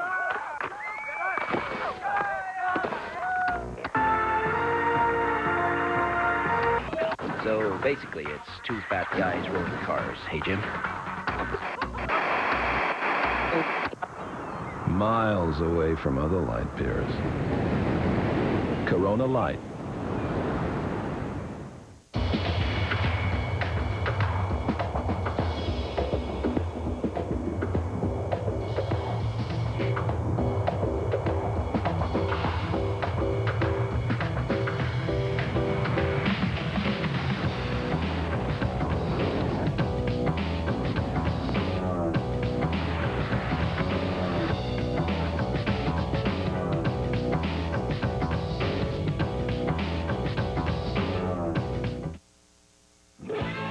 NESN's exclusive coverage of Boston Red Sox baseball is brought to you in part by Corona. Relax and enjoy an ice-cold Corona Extra. And by your New England Jeep dealer. Jeep, there's only one. Back at Fenway, ready for the bottom of the 6th inning. Red Sox on top 4-0. Shea Hillenbrand, Tony Clark, and Trot Nixon expected to face Paul Wilson. Wilson has settled down here. He's retired the last 4 Red Sox in a row. And again, has not pitched all that poorly, but finds himself trailing again. He's not had a great deal of run support against the Red Sox and has pitched fairly well. You look back over the numbers, and Paul Wilson just 2-4 against the Boston Red Sox. And tonight, a perfect example. The Red Sox with 4 runs, Tampa Bay with none as we head to the bottom of the 6th inning. And Shea Hillenbrand is 1 for 2 tonight. And if the Red Sox are able to go on and win this ball game, they'll pick up a game and a half on New York. Yankees losing to Cleveland 9-3. And it would mark an amazing 10-0 record for the Red Sox against the Tampa Bay Devil Rays. And tough to imagine beating any major league team 10 consecutive times, and the Red Sox will have accomplished that with this sweep today if they can hold on. Slice foul off the right side, still 0-2 to Hillenbrand. I didn't see the results of Rivera's MRI. Did you hear anything about that? No. Well, he was supposed to get one on Monday because he was taken out of the game against the Red Sox with a stiff shoulder.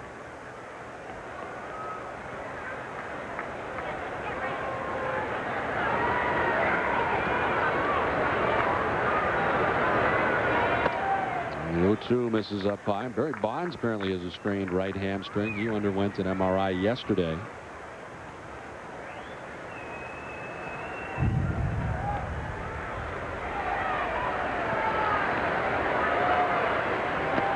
And that will miss down low. And the count is 2-2 now to Shea Hillenbrand.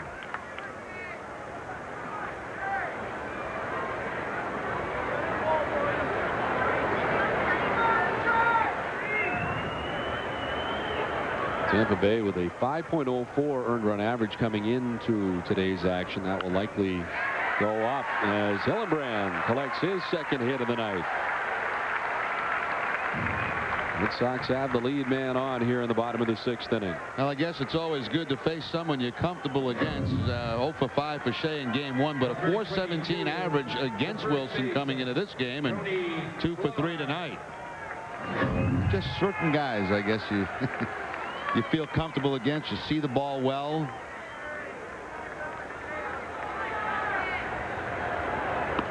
Here's Tony Clark, who struck out in the 1st inning. He walked and scored in the 4th inning.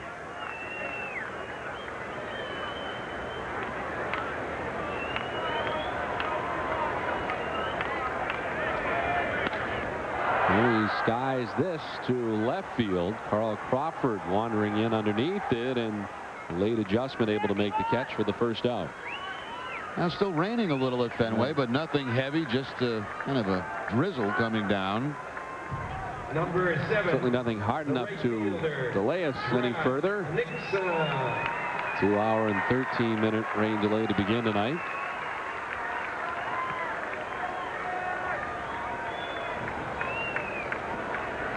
Here's Nixon, who had 4 hits this afternoon, is 2 for 2 in the nightcap, a single and a double for Trot. And a quick check on Hillenbrand at first.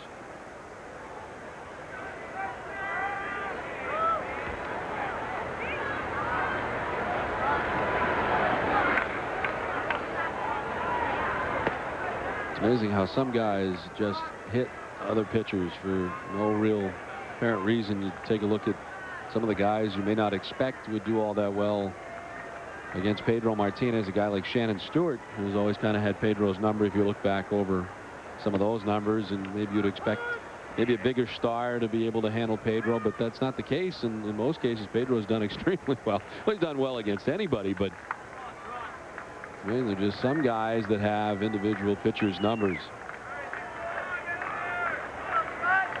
1-1 to Nixon.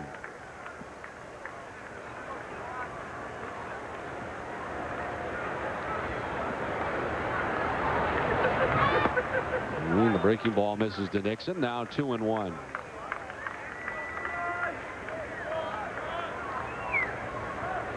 Series continues tomorrow. It's a 4-game series with the doubleheader today.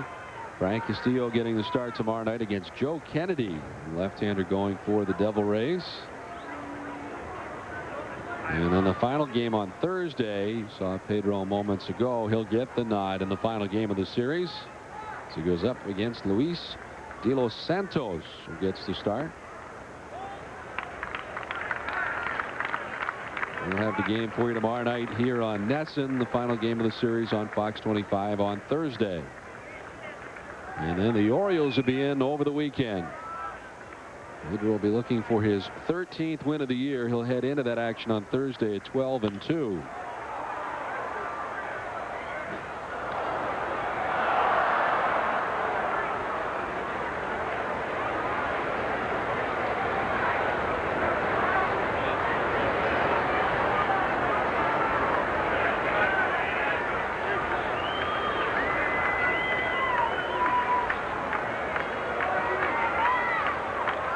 Brand at first with 1 out. And Wilson steps off, wants to see the signs again from John Flaherty. Red Sox have action in the pen for the first time in this one. Right-hander's up. Hillenbrand is off as Nixon takes ball 4.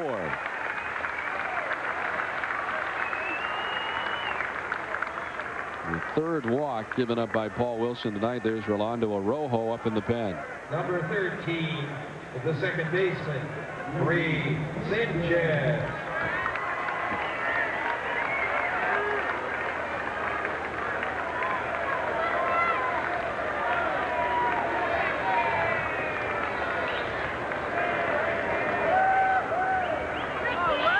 Here's Ray Sanchez, who is 0 for 1 with a sacrifice fly. Ray bounced into a double play in the second inning and a sacrifice fly in the 4th inning.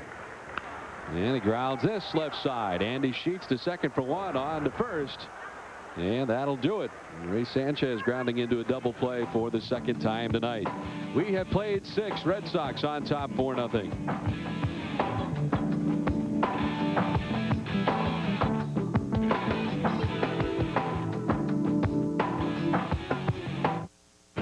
Get a front row view of an athlete with nothing to prove and who's proved it at every level.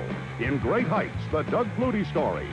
From the Hail Mary to the Heisman, from the USFL, NFL, CFL, and back again, Doug Flutie has always aimed for great heights and has rarely fallen short. It's an inspirational biography of one of New England's greatest athletes. Great Heights, the Doug Flutie story, a 1-hour front row special premiering Tuesday, August 6th after Red Sox baseball on NESN.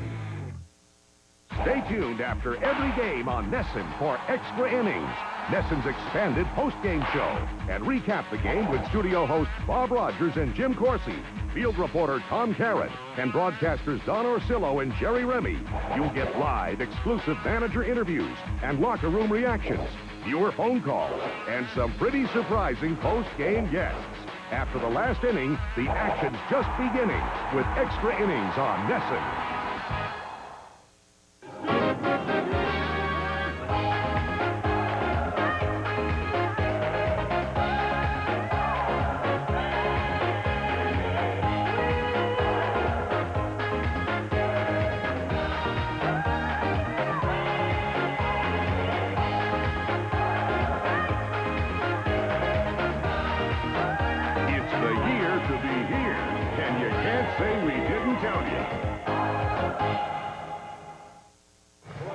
4-0 Red Sox as we go to the top of the 7th. Celebrate the 90th anniversary of Fenway Park by taking a behind-the-scenes tour.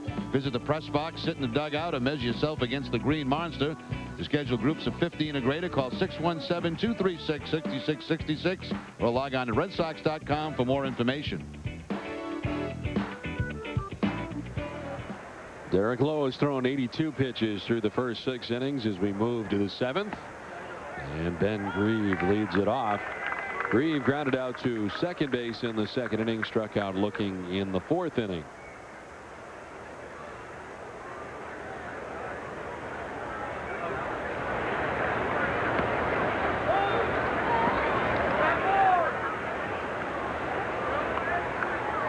Red Sox with 4 runs on 8 hits, no errors. Tampa Bay, no runs, 4 hits and no errors. In the dirt, it's now 2-1 to Ben Grieve.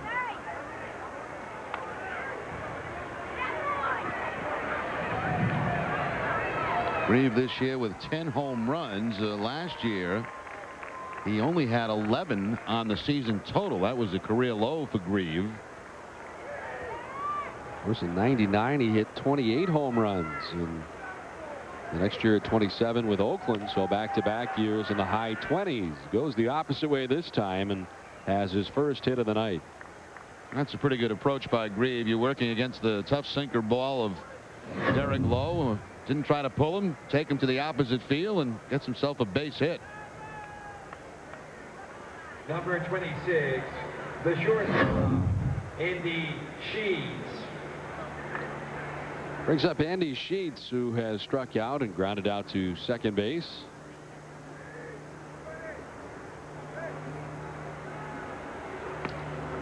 And the first one in there for a strike to Sheets. He's been in the big leagues with the Mariners, the Padres, the Anaheim Angels, and the Red Sox. In 2000, he appeared in 12 games for Boston in 2000, spending the bulk of the year in Pawtucket, played in 83 games for the Paw Sox. And is quickly in the hole, 0-2. Former 4th-round pick of the Mariners back in 1992. Got to the big leagues with Seattle in 1996. Mentioned he was out of LSU. He was actually the starting shortstop in the '91 College World Series championship team.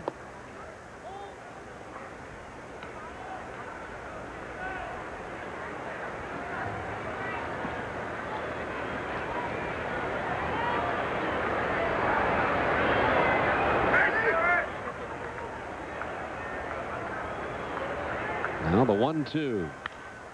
Line foul down by Canvas Alley and ends up inside it. They wrestle for it down there in the grounds crew. Guys are smiling because they haven't had to put the top back on the field. That thing gets awful heavy. Oh, the more it goes on and off. Those nights where they go on and then off again, on and then off again, must be very long nights. Strikeout for Derek Lowe, the 5th of his outing, and the first out here in the 7th inning.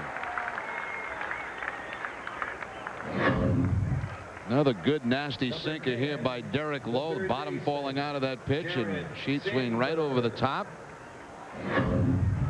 Well, Lowe is, well, obviously with the no-hitter earlier this season, but he has pitched some terrific games against his Tampa Bay lineup.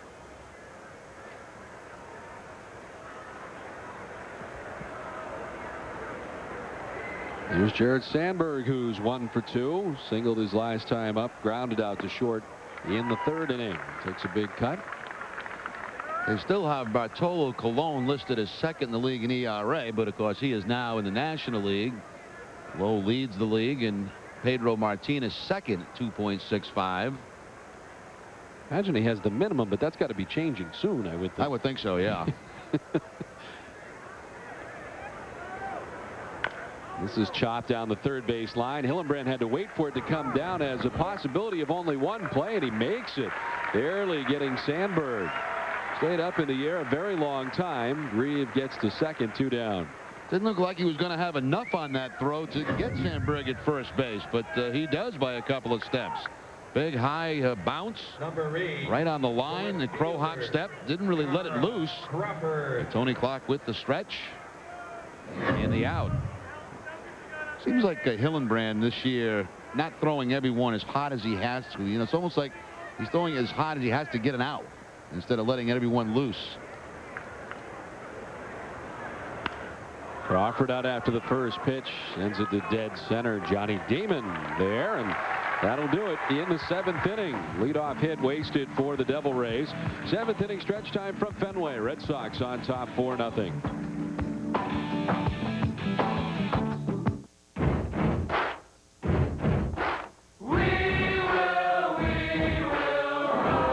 Authorized clearance. Now get 0% financing for up to 60 months. That's 0% on the vehicles that'll rock your world. Like Ford Explorer, the #1 selling SUV on the planet. F-150, the #1 selling truck for 25 straight years. Focus, one of Car and Driver's 10 best. And Taurus with the government's highest safety rating. 0% Ford authorized clearance now.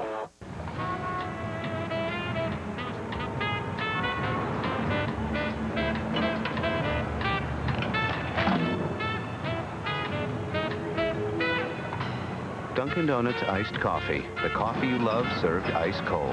You just can't live without it.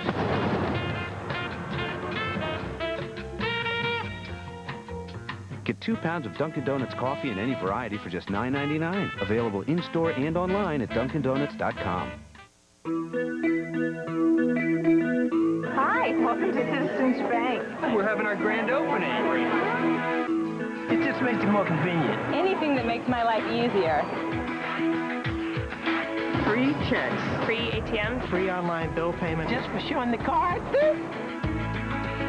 There's not too many free things around these days, you know. Stop, shop, and bank. Can't beat that.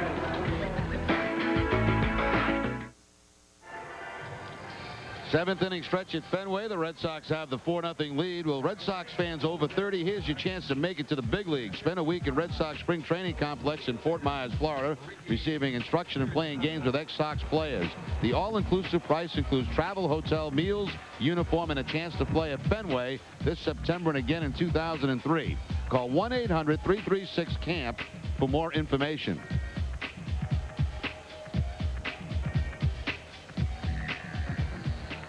On to the bottom of the 7th inning as Paul Wilson through the first 6 has thrown 95 pitches. Maybe the last inning for Wilson, although nobody in the bullpen as he begins to work here in the 7th. Wilson has given up 4 runs on 8 hits so far. He has struck out 6 and walked 3. Ricky changed his mind in the middle but offered, and Henderson is down 0-2.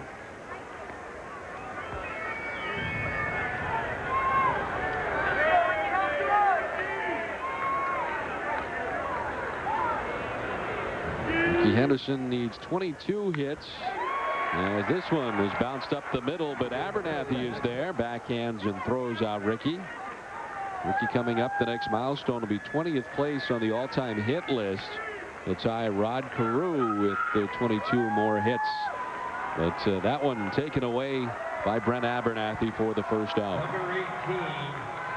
Now, you would think, Don, that some team who is in contention may have interest in a guy like Paul Wilson. Obviously, the record not good, but the ERA not bad. And he may be a guy that some teams would have an interest in. I would agree. Johnny Damon sends it to center. Randy Wynn for out number 2. The 4.17 really by today's standards, that's his ERA, in the American League is really pretty okay. As we mentioned at the start, it's the best ERA among all the Devil Ray starters.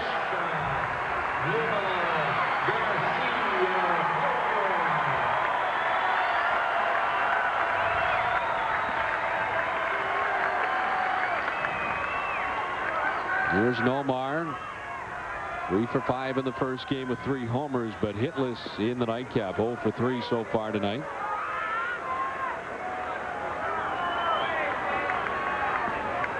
This will be the 100th pitch of the night for Paul Wilson. And this is in the dirt, 1-1.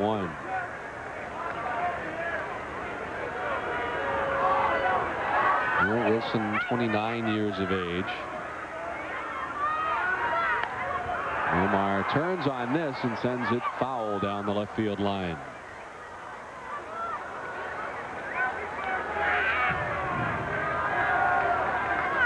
Well, with the late hour here and the delayed start, a lot of the crowd has filed out of Fenway. I imagine a few more will after Nomar's at bat, too.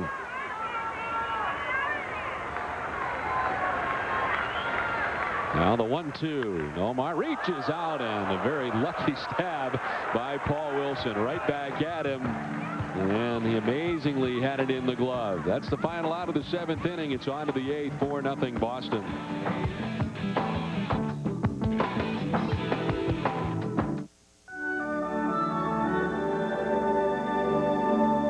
If you grew up in Golden, Colorado, you'd have seen the same 2 sights every day. Look up at the Rockies, and you'd see all this ice and snow. Nestled below, you'd see our Coors Brewery. Well, years later, when you wanted an ice-cold beer, which beer would you think of? Probably the same one I do.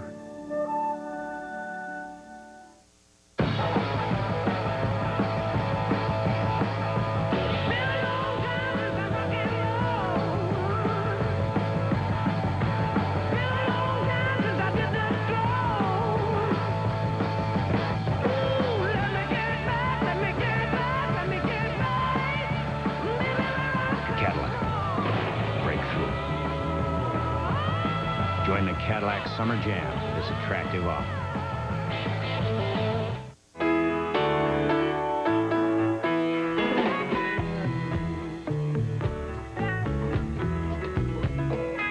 It's all right.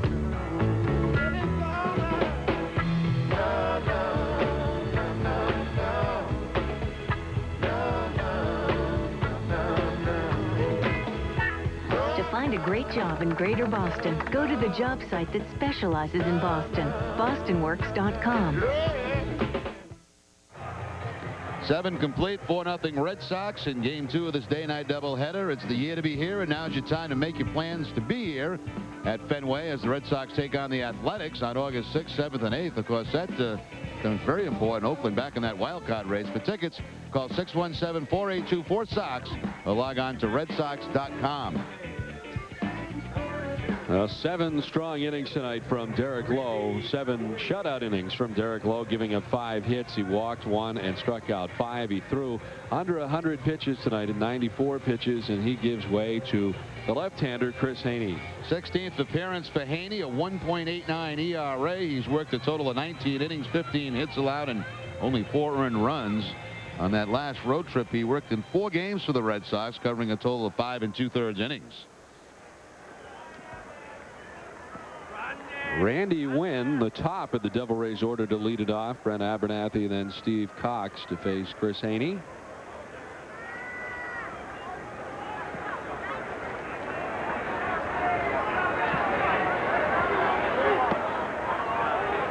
$32,729 on hand here tonight, and many have ducked out with the late hour of the second game and the 2-hour and 13-minute rain delay to begin the game.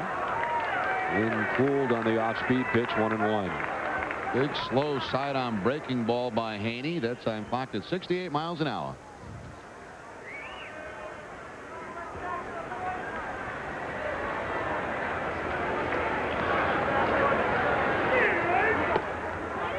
Going away, 2-1.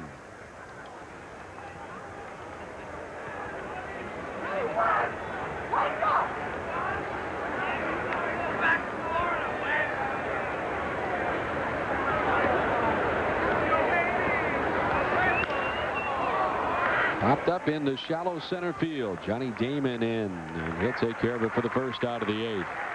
Now, as far as doubleheaders go, Red Sox in great shape, obviously, with a chance to win 2. But pitching-wise, all they had to use was Banks in Game 1.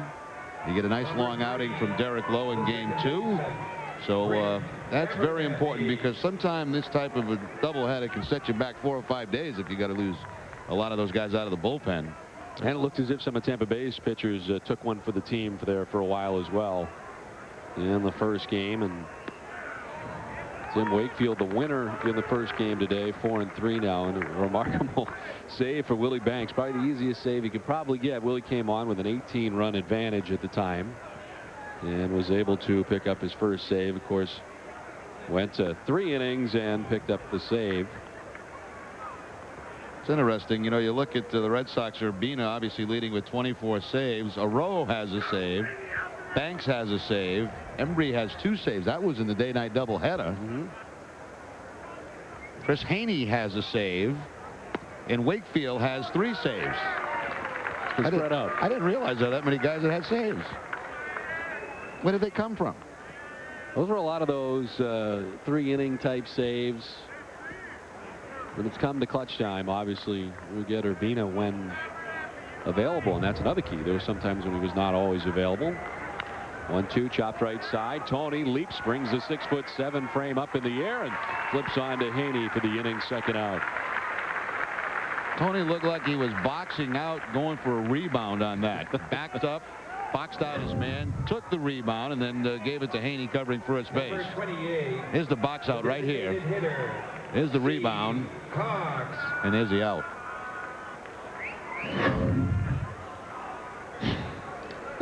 You got all of that out of that. 2 down. Got to say something, Don. Here's Steve Cox, who's been on base twice. He's walked and reached on an infield hit. Cox grounded out his last time. Former Oakland A's property, never did make it to the big leagues with the A's. And his name has been bandied about as some teams looking for first base help. Devil Rays are basically available to listen to anybody from the sounds of it. Although they have gotten rid of a lot of their high-priced players that they had from the last few years. So the payroll not what it was at one point for the Tampa Bay Devil Rays.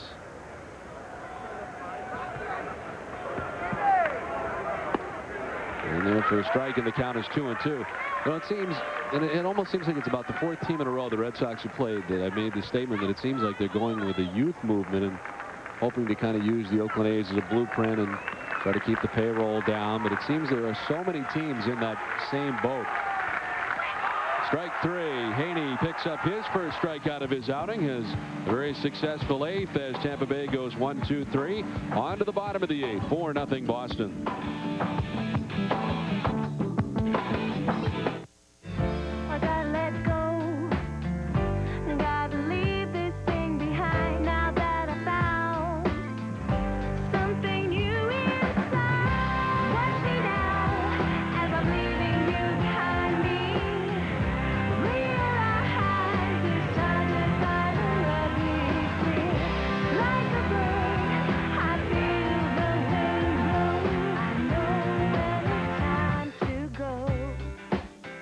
Stay tuned after every game on NESN for Extra Innings, NESN's expanded post-game show. And recap the game with studio hosts Bob Rogers and Jim Corsi, field reporter Tom Carrot, and broadcasters Don Orsillo and Jerry Remy. You'll get live, exclusive manager interviews and locker room reactions, fewer phone calls, and some pretty surprising post-game guests. After the last inning, the action's just beginning with Extra Innings on NESN. ESPN News, your source for sports, with the enhanced bottom line that's always on, letting you know what's ahead. Scores, stats, highlights, news conferences, analysis, and more. It's ESPN News on NESN.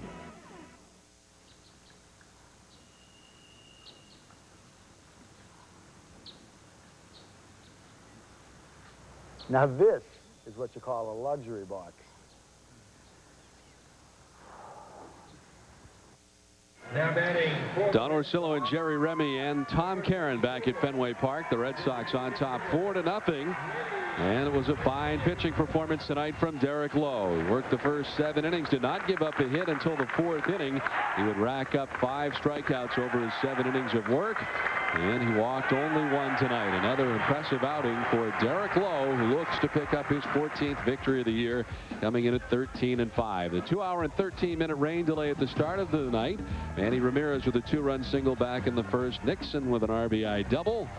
The other RBI coming on a Ray Sanchez sacrifice fly in the 4th inning. But the Red Sox with a 22-4 victory this afternoon and lead here tonight 4-0 in the nightcap. Ramirez 1 for 3.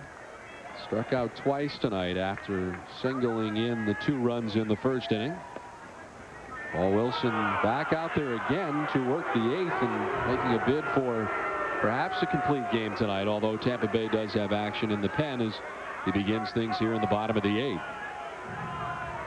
And it is raining a little bit harder here tonight as we move to the bottom of the 8th.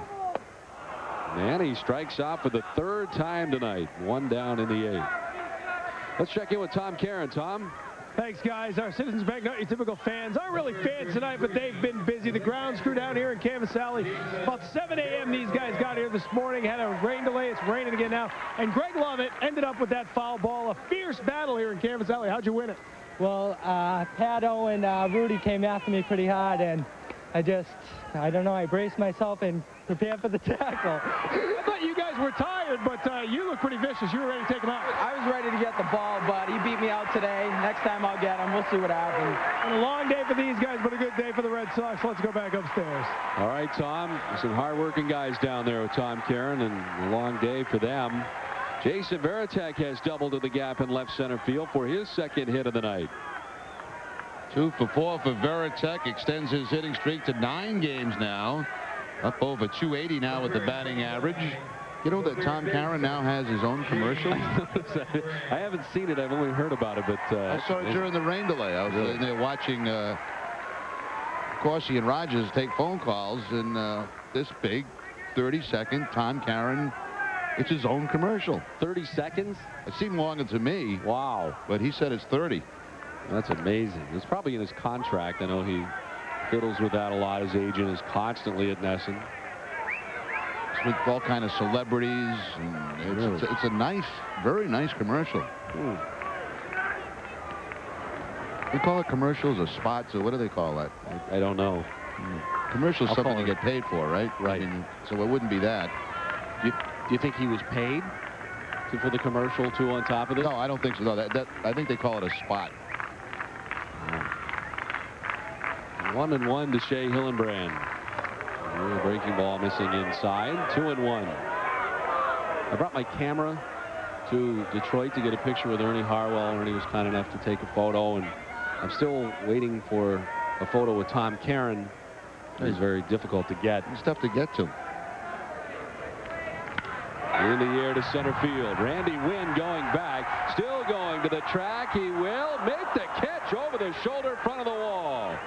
A spectacular catch in dead center field for Randy Wynn. Had to go a long way. Got there and made the catch with his back to the plate for the inning's 2nd out. Wow. Nice play, Randy Wynn. All-star this season for the Devil Rays. Terrific numbers. Makes a great catch on Hillenbrand. Straightaway center field. Back to home plate, and just before he hits that padding in the center field wall. Got an email today in one of those, you know, that segment I have in the pregame show. We didn't get to it, but the question was, you know, what players on the Devil Ray will other team be interested in? There'd be a lot of teams interested in Randy Wynn. You would think so. Tony Clark with an opposite field hit. Varitek will be stopped at 3rd base, and the throw cut off. Tony Clark with his first hit of the night.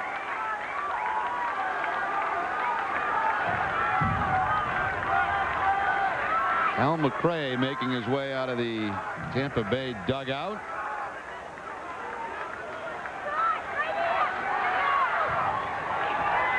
It will likely be all for Paul Wilson, who will have gone 7 2/3 tonight. Still responsible for the men on in Varitek at 3rd and Clark at 1st. He's thrown 112 pitches, and he may be trying to talk his way into staying into this game right now. Said, I got 1 out to get. I can get it. See who wins this battle. He started talking to him before Hal arrived through the glove, and he's not going to win that battle against Sal McRae. So Paul Wilson will head off, and unfortunately he may be looking for him anyway at his 8th loss of the year. Fortunately for the Red Sox, they get to him for 4 runs. New pitcher headed on. We'll step aside, come back and tell you about him. Red Sox on top 4-0.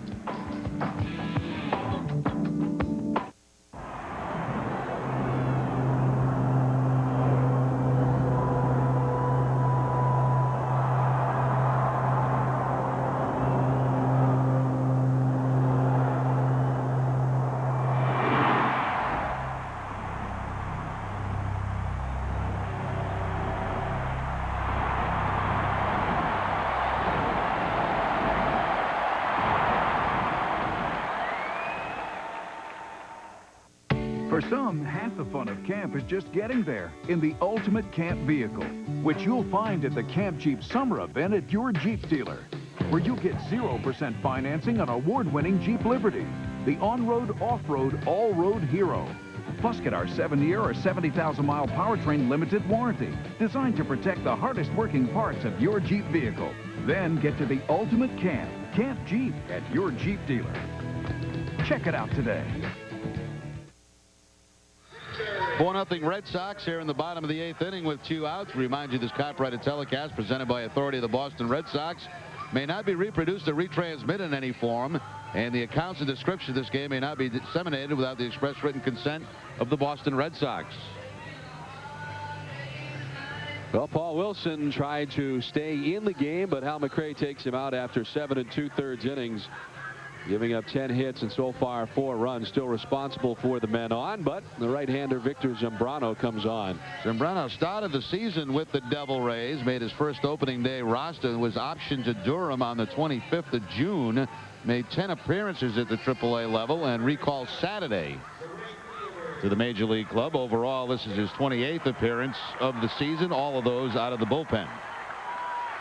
Red Sox with runners at the corners with 2 down. And Trot Nixon, who all told has had a 6-hit day, was 4 for 5 in the first game, 2 for 2 with a walk in the second game, and has been on base 3 times tonight.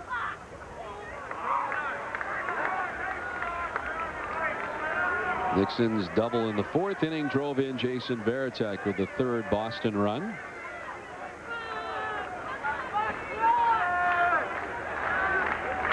Trot lines this foul down towards Canvas Alley. Good thing Tom Caron got out of there. He might have got hit by that. That was exactly where Tom was standing, too.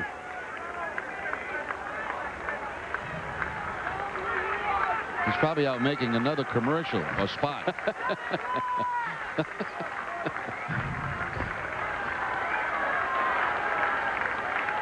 Zambrano to the belt in the 1-1.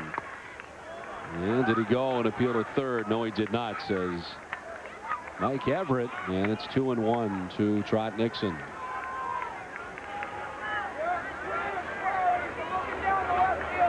Wilson responsible for Varitek at third and Clark at first. Nixon jackknifes out of the way, and it's 3-1.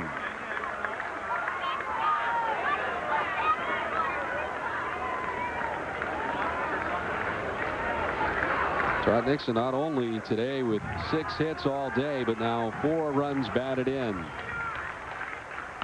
Little check swing, 1 hopper at the shortstop sheets. He'll flip underhanded, and that will do it. The Red Sox do not score as we head to the 9th. 4-0 Boston. Eyes of a puppy dog, lips made for sin. You're not dreaming, I'm for real. We got a call.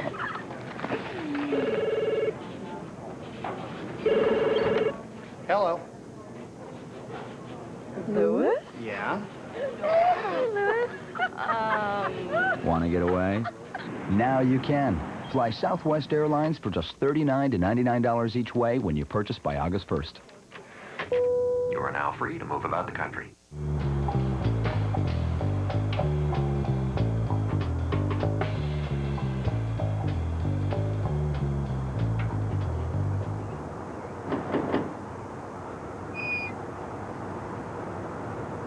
Delicious Dunkin' Donuts Culotta.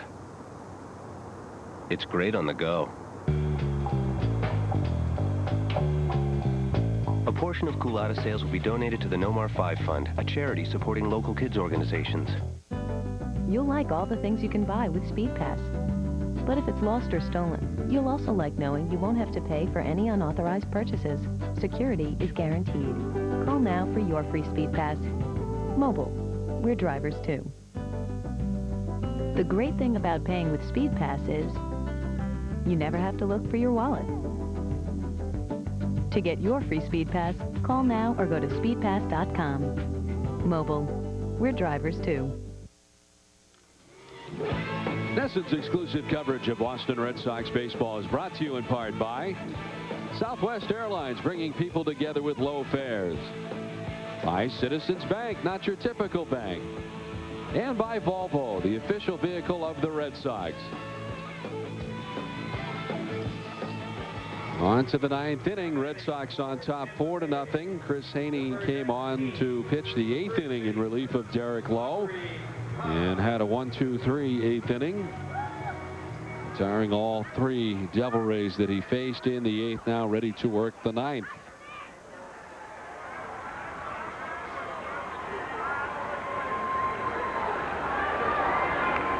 And some towels coming out to Joe West. He may want to work on first base, which is tough to see. He wants to clear it off. What a neat freak. Wow. Bottom of the 9th, the top of the 9th, in the second game of a day-night doubleheader, and he wants to do housekeeping. And second base is just as ugly, but apparently Pedro's giving it to him. Second base is just as dirty as first base, but apparently the second base umpire, Scott Packard's not as worried about it as Joe West is. You know what it might be? It might, because of the rain, it might be a little bit slippery, and he wants to dry it off the best he can, so if anybody rounds first base, they don't get hurt. That's second base, which is ugly, very dirty.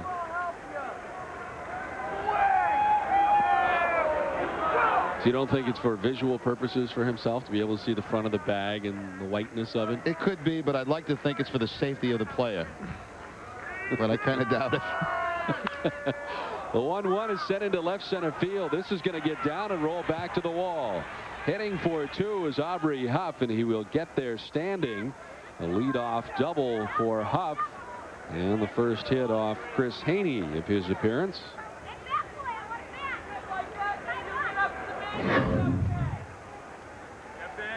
Good night for Aubrey Huff.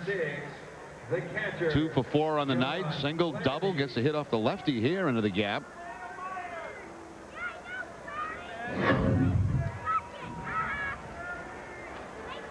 So Aubrey Huff stands at second base. John Flaherty's 1 for 3. The Devil Rays catcher singled in the 4th inning.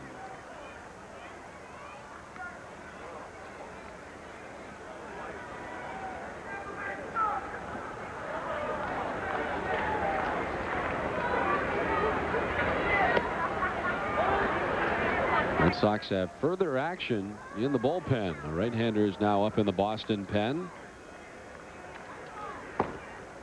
Looks like Urbina just in case. In there for a strike, in the count 1-1. Well, the last day-night doubleheader for Grady Little's crew was against the Toronto Blue Jays, and the Red Sox on both ends of that day-night doubleheader, and they're looking to do it again here today.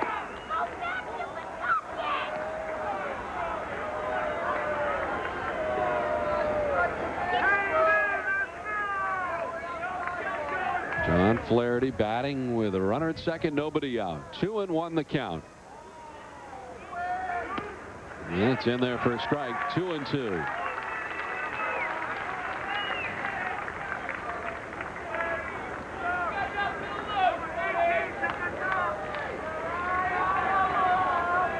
Chris Haney appearing in his 16th game out of the Boston bullpen. This is to left, and that is in for a hit. To third goes Aubrey Huff. A double and a single to greet Haney here in the 9th. Runners at the corners and nobody out. Well, you may end up seeing Urbina before this one's over. A couple of runners and nobody out. Potential tying run on deck for the Devil Rays. The right fielder, Ben Grieve. Here is Ben Grieve, who's 1 for 3 tonight. Grieve grounded out to second base in the 2nd inning, struck out looking in the 4th, and then singled in the 7th inning.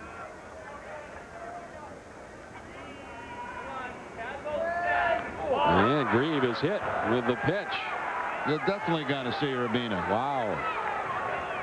This will load the bases with nobody out, and here comes Grady Little. So it appeared Urbina was just up for insurance purposes, but now he'll be coming into the game as Haney had a perfect 8th inning, but a triple, or rather a double, a single, and a hit batsman has loaded the bases with nobody out in the 9th. And here comes Oogie from the bullpen. Chris Haney is headed off.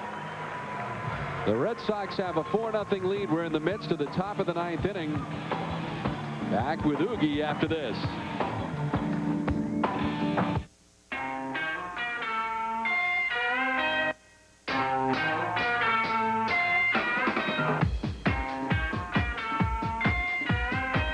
Vibe, the evolutionary malt beverage infused with natural flavors.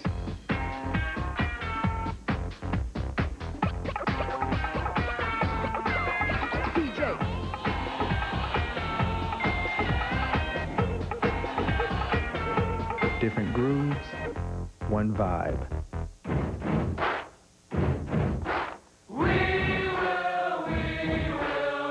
Ford authorized clearance. Now get 0% financing for up to 60 months. That's 0% on the vehicles that'll rock your world. Like Ford Explorer, the #1 selling SUV on the planet.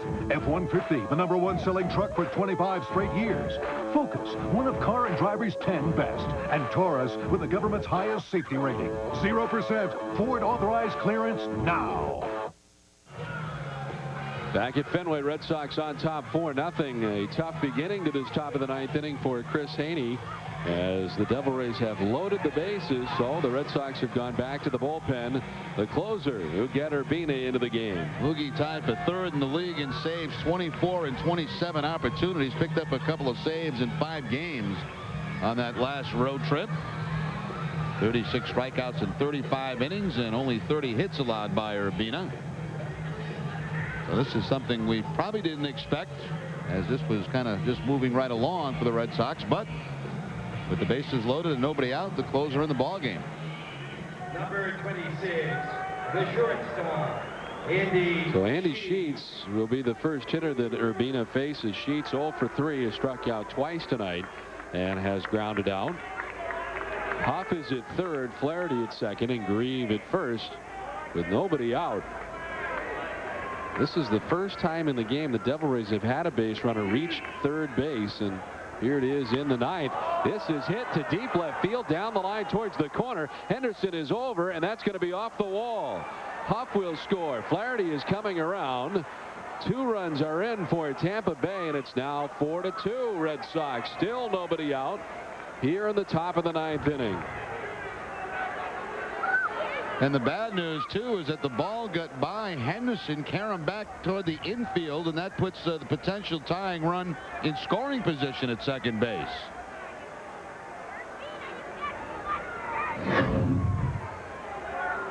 Sheets is going to carry this one off the wall, and is going to get by Ricky as it bounces off the wall. Right here, bounces right over his head. Now he has to chase it down, and while he's chasing it down, 2 men move into scoring position after the 2 men score. So it's a 2-run ball game with a tying run at 2nd. Here's Jared Sandberg, who's 1 for 3 tonight. The runs are charged to Haney. He's still responsible for Grieve, who stands at 3rd base. Worked an inning plus tonight, giving up 2 hits. Didn't walk anybody, struck out 1 and hit a batter, and has been charged with 2 runs so far here in the 9th. 1-1. It's going to be tough for Urbina, who has been sitting virtually all day, and here we are at 11:37 Eastern Standard Time, and he comes into the game. And probably didn't even expect to be in this game, the way it was going. But he has had to get ready in a hurry and has been brought into this one. 1-1 the count to Jared Sandberg. Up and in, and it's now 2-1.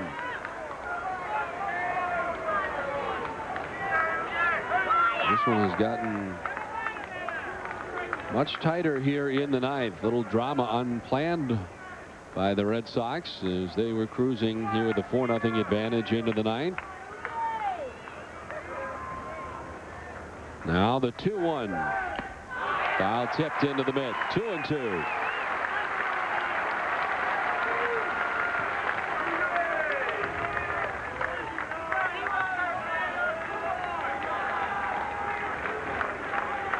Urbina with 24 saves on the season, as the Devil Rays have Grieve at 3rd, Sheets at 2nd. And the 2-2. in the dirt. Nice play by Varitek. Full count. Tried to put him away on a slider. He looked out on a slider earlier in the count, but that time bouncing it to home plate. Varitek saves a run.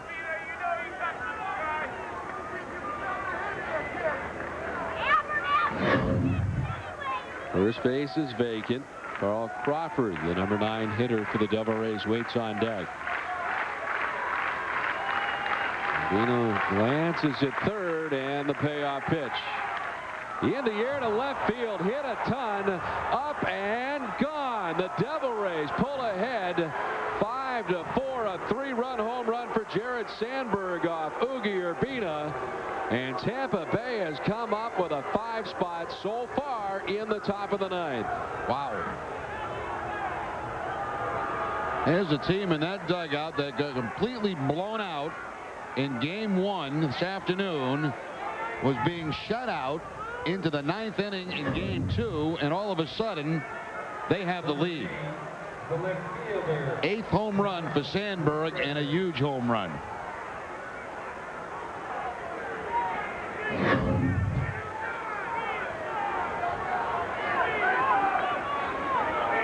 So everybody has reached so far in this inning. 5 Tampa Bay hitters have come to the plate, and they have all now scored. On the benefit of 4 hits and a hit batsman, but the big blow by Jared Sandberg, a 3-run home run to put Tampa Bay on top, 5-4. And as we look ahead now to the bottom of the 9th inning, and the Red Sox will be dealing with at the very least a 1-run deficit. Ray Sanchez, Ricky Henderson, and Johnny Damon are the expected hitters. The Red Sox now have further action in their bullpen. Fouled off, and it's now 2-1 to Carl Crawford. And the closer for the Devil Rays now loosening up, Esteban Yan.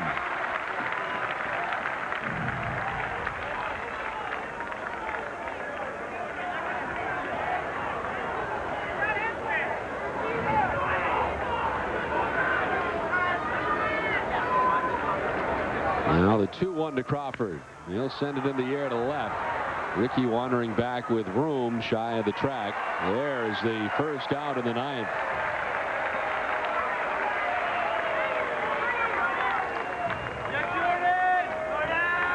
Number 2. So 1 down, and we go back up to the top of the order for Randy Wynn. Wynn is 0 for 4 from the top spot in the Tampa Bay order.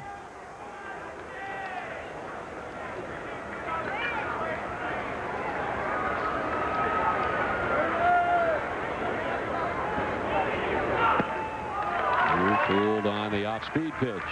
That home run allowed by Urbina, only the 4th he has allowed this season.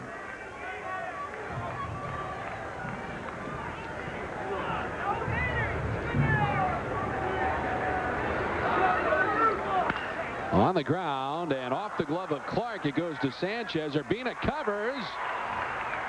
And the putout is made. Is Oogie all right? He appears to be as he gets up. The first base umpire, Joe West, had to make sure that he held on to the baseball, and he went over into a heap into the bag at first, and here's the second out of the inning. I'll say one thing, Oogie had first base covered. There's no question about that. The deflection off the glove here of Tony Clark to Sanchez. Sanchez with the throw to Urbina, who is all over first base. Hits it with his foot, then collides with the runner. He's lucky he didn't sprain an ankle there or get stepped on.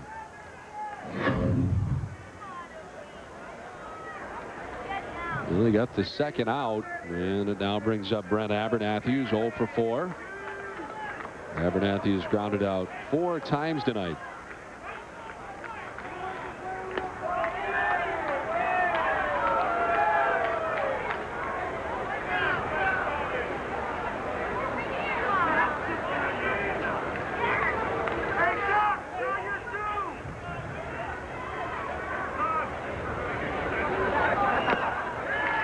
Foul tips it 1-1. A remarkable comeback by the Devil Rays tonight.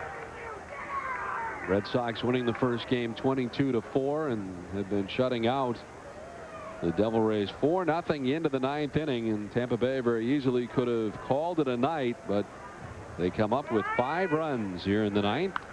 This is popped up foul off to the right.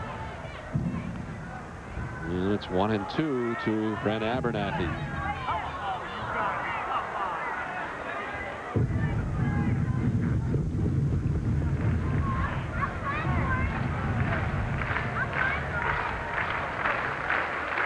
What is left of the 32,729 trying to root Urbina on here to finish out the 9th and to preserve the 1-run deficit. The 1-2 popped up left side. Nomar will extend to the outfield grass and make the catch to retire the side. But the damage has very much been done here in the top of the 9th. Tampa Bay with a 5-run top of the 9th. On top now 5-4 as we head to the bottom of the 9th. You contribute more than $4 trillion to our economy. You are the single largest source of new jobs in America. You help your customers make progress every day. And even if you've never had a ballpark named after you, or had lunch with Lou Dobbs, even if Harvard Biz never wrote a case study about you, from one business to another, why would anybody call yours small? Well, that about wraps it up. Any questions? You've been awfully quiet, Bob. Bob? Thirsty for a cold drink? Try the one-of-a-kind taste of Dunkin' Donuts iced coffee. Bob? The secret's out.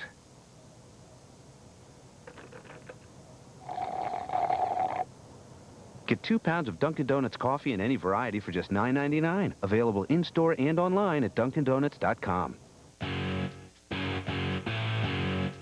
What makes the rugged Nissan Xterra the authentic SUV? More power, more versatility, more protection from the elements. Want an authentic SUV? The Xterra is the real deal. And with low 3.9% APR for 60 months, plus $500 cash back, now's the time to get a great deal on a Nissan Xterra. Offers end July 31st. Nissan, driven. Back at Fenway as we prepare for the bottom of the 9th inning. Tampa Bay has come up with 5 runs in the top of the 9th inning. And they now lead it 5-4. And all of a sudden the Red Sox need to come up with a run to tie. And perhaps 2 to win here as they come to the plate in the bottom of the 9th. Ray Sanchez to lead it off against Esteban Yan. Esteban Yan with 12 saves, 12 to 15 on the season. That many opportunities, obviously, with not that many wins for the Devil Rays. Plus, he was thrown out of the ball game last time he faced the Red Sox. He hit Manny Ramirez. That was after both teams were warned, and Yan was ejected.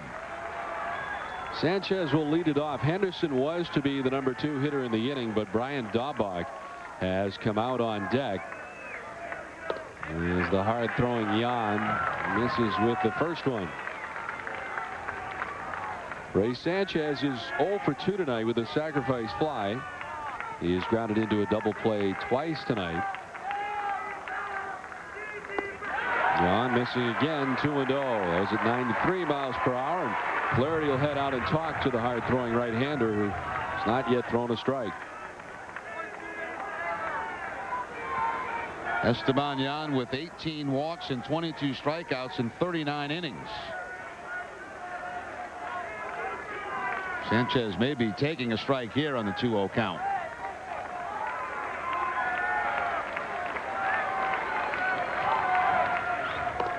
And that misses. I imagine he may be waiting a while until he throws a strike. Yeah, take 2 if you have to.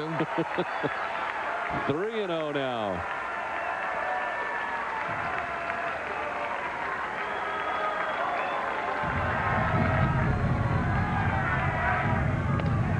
And a strike. Sanchez just gets the news. You got to be kidding me. Wow, that was a gift. Oh my. It's not even close. That is not even remotely close. Take another one, Ray. Take a shot.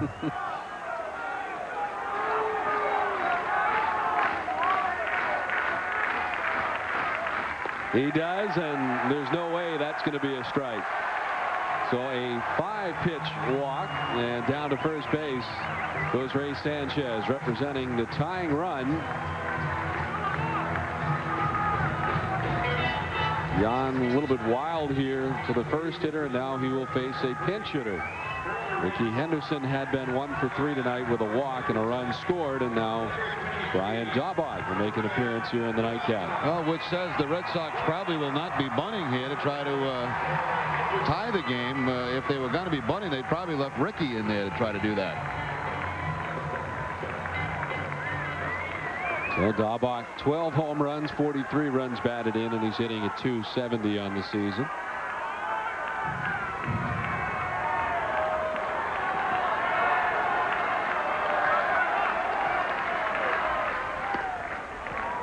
And the first pitch in there for a strike.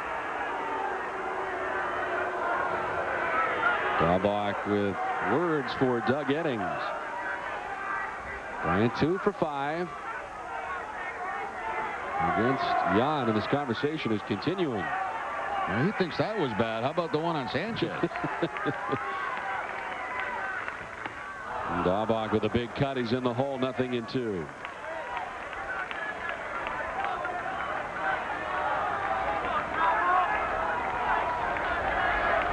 Red Sox trailing 5-4 as they bat in the bottom of the 9th inning.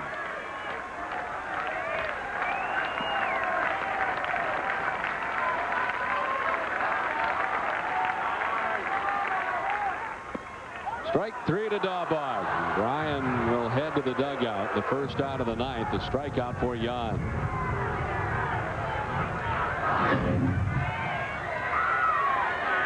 Off-speed pitch, picks up the outside corner, about knee-high. I don't really think Brian had a complaint on any of those pitches, really.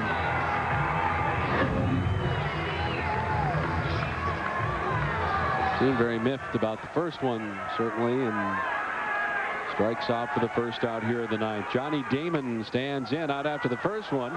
Little looper back at third, and it's caught by Sandberg. He was in, maybe expecting a bunt, had to backpedal almost to the outfield grass to retrieve that. 2 down, and it's going to take something from the birthday boy with 2 outs in the 9th. Nomar making his way to the plate. And it still is his birthday at 11:50, so he can continue on this wonderful day that he's had. 3 home runs in game 1. The nightcap, he has gone 0 for 4. The batting average still up over 300 at .301. And he has 9 minutes left in his birthday as he stands in on the right side.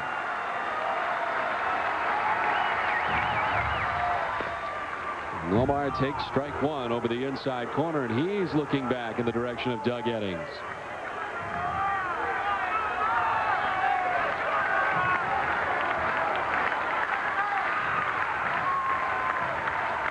Nomar grounds it through the left side into left field for a base hit. Sanchez up to second. Now the potential tying run and winning run on base for Boston with 2 down. How about this matchup? Esteban Jan, last time he faced Ramirez, hit him up around the shoulder. And he's got a chance for a little payback.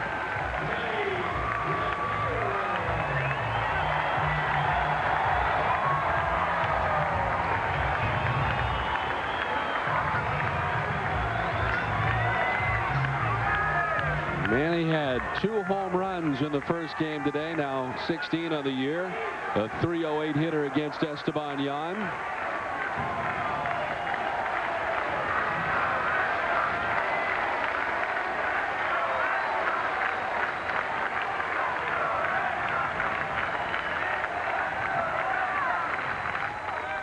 And the first one misses away.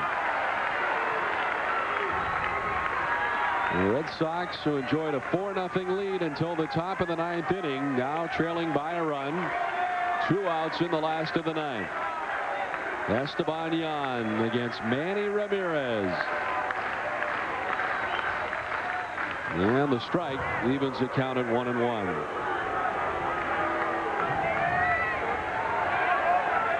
Ray Sanchez walked to begin the inning. Daubach struck out. Damon popped out, and then Nomar singled through the left side. Sanchez at second, Garcia Parra at first.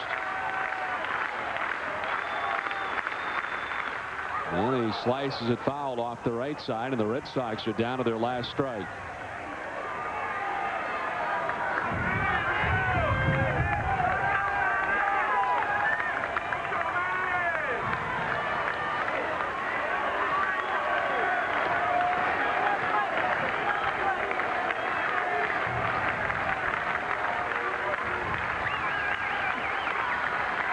Beyond with the 1-2, and Manny strikes out. They went upstairs, and Ramirez strikes out for the 4th time in the ball game, and this time it ends things.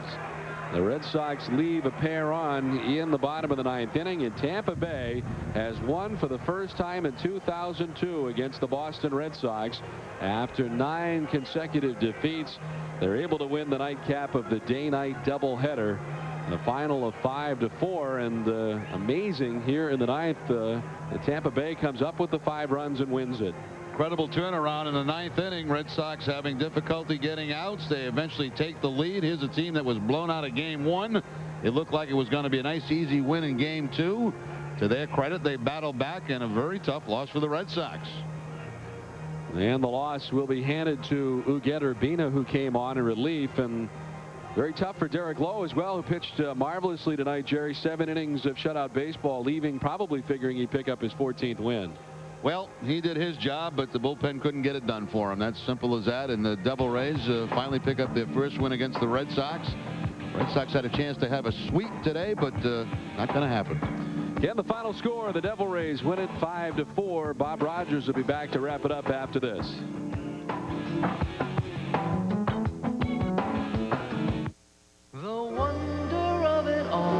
Take a chance, make it happen, pop the cork, finger snapping, spin the wheel, round and round we go. Life is good, life is sweet, grab yourself a front row seat. Let's meet and have a ball. Let's live. Yeah, let's live for the wonder of it all. Meet me at Foxwoods. Foxwoods. If you get that each day can be a new adventure, you'll get the all-wheel drive Subaru Outback. And right now, you can get 0% APR financing on most Outback and Legacy models.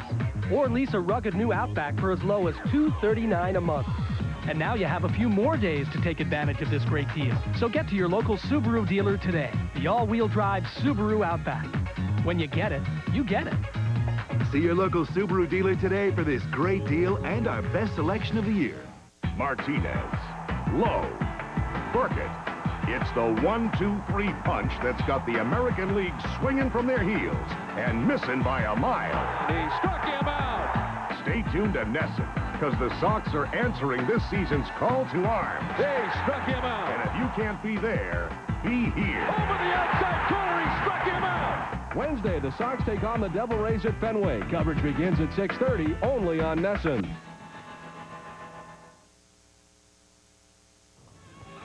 Wow.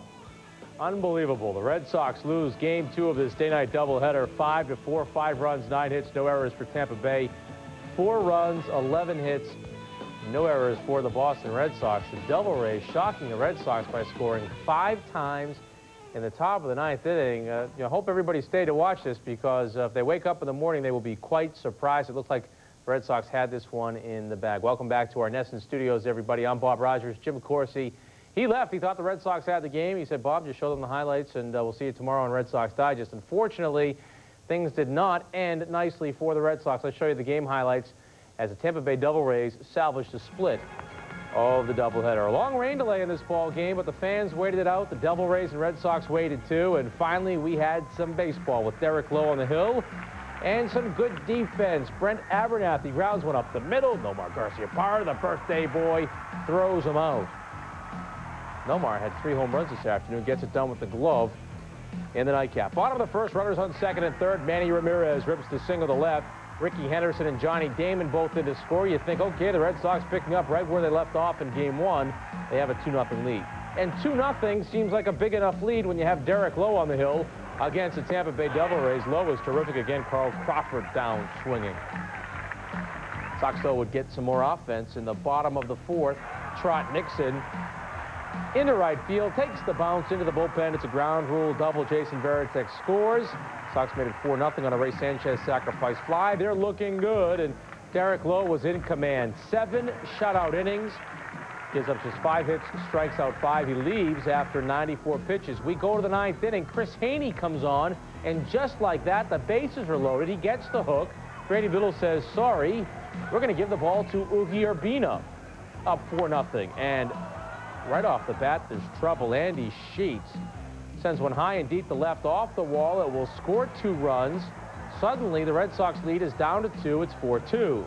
Then it is Jared Sandberg, and oh boy, up, out, and gone off the Coke bottles. A 3-run home run, part of that 5-run explosion, as the Red Sox bullpen lets this one slip away. The Devil Rays score 5 runs at the inning. The Red Sox have a chance in the bottom of the ninth. 2 on, 2 outs for Manny, and Manny's down on strikes. Esteban Yan strikes him out, and that's it. Red Sox lose this one. Incredible, heartbreaking loss. 5-4 is the final in Game 2. Derek Lowe deserved the win. Instead, he gets a no decision. Again, 7 shutout innings. He gives up just 5 hits and strikes out 5. Ugi Urbina takes a loss. He is now 0-6. The good news, though, is earlier today, Red Sox pound the Tampa Bay Devil Rays 22-4. Nomar Garciaparra, 3 home runs, 8 runs batted in. Manny had 2 home runs and 5 RBI as Tim Wakefield gets the win in that one as he improves to 4-3. Now, we should have had a Coors Light Silver Bullet Blast game this afternoon. There were 7 home runs. We would have had 7 big winners. Tonight, though, there are no winners in the Coors Light Silver Bullet Blast, so you'll have to tune in next time for your chance to win in the Coors Light Silver Bullet Blast. Now, we have some very sad news to pass your way. Legendary broadcaster Ned Martin passed away this afternoon. He returned home from the Ted Williams tribute here in Boston this afternoon, and while at the airport and dropping off his rental car, he collapsed and passed away. Ned Martin, of course, a legend in the Boston sports scene covering the Red Sox. You have some great announcers, Ken Coleman, Kirk Gowdy, and Ned Martin certainly stand out. He was 79 years old. He was a broadcaster with the Red Sox for 31 years, truly the voice of the Boston Red Sox. There goes long shot to left field. It is way back. Home run, Jim Rice. The Red Sox lead by 1. And he bloops one over short for a catch. This may do it. It is gone for a home run to win the ball game.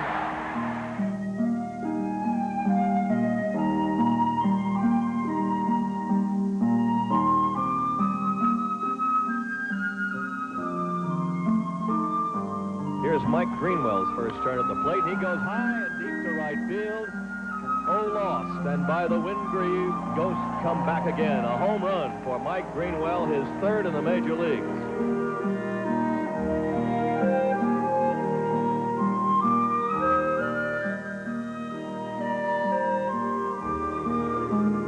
As far as I'm concerned, Ned Martin, in terms of longevity, solid, good reporting, will be remembered as the voice of the Boston Red Sox. Mercy.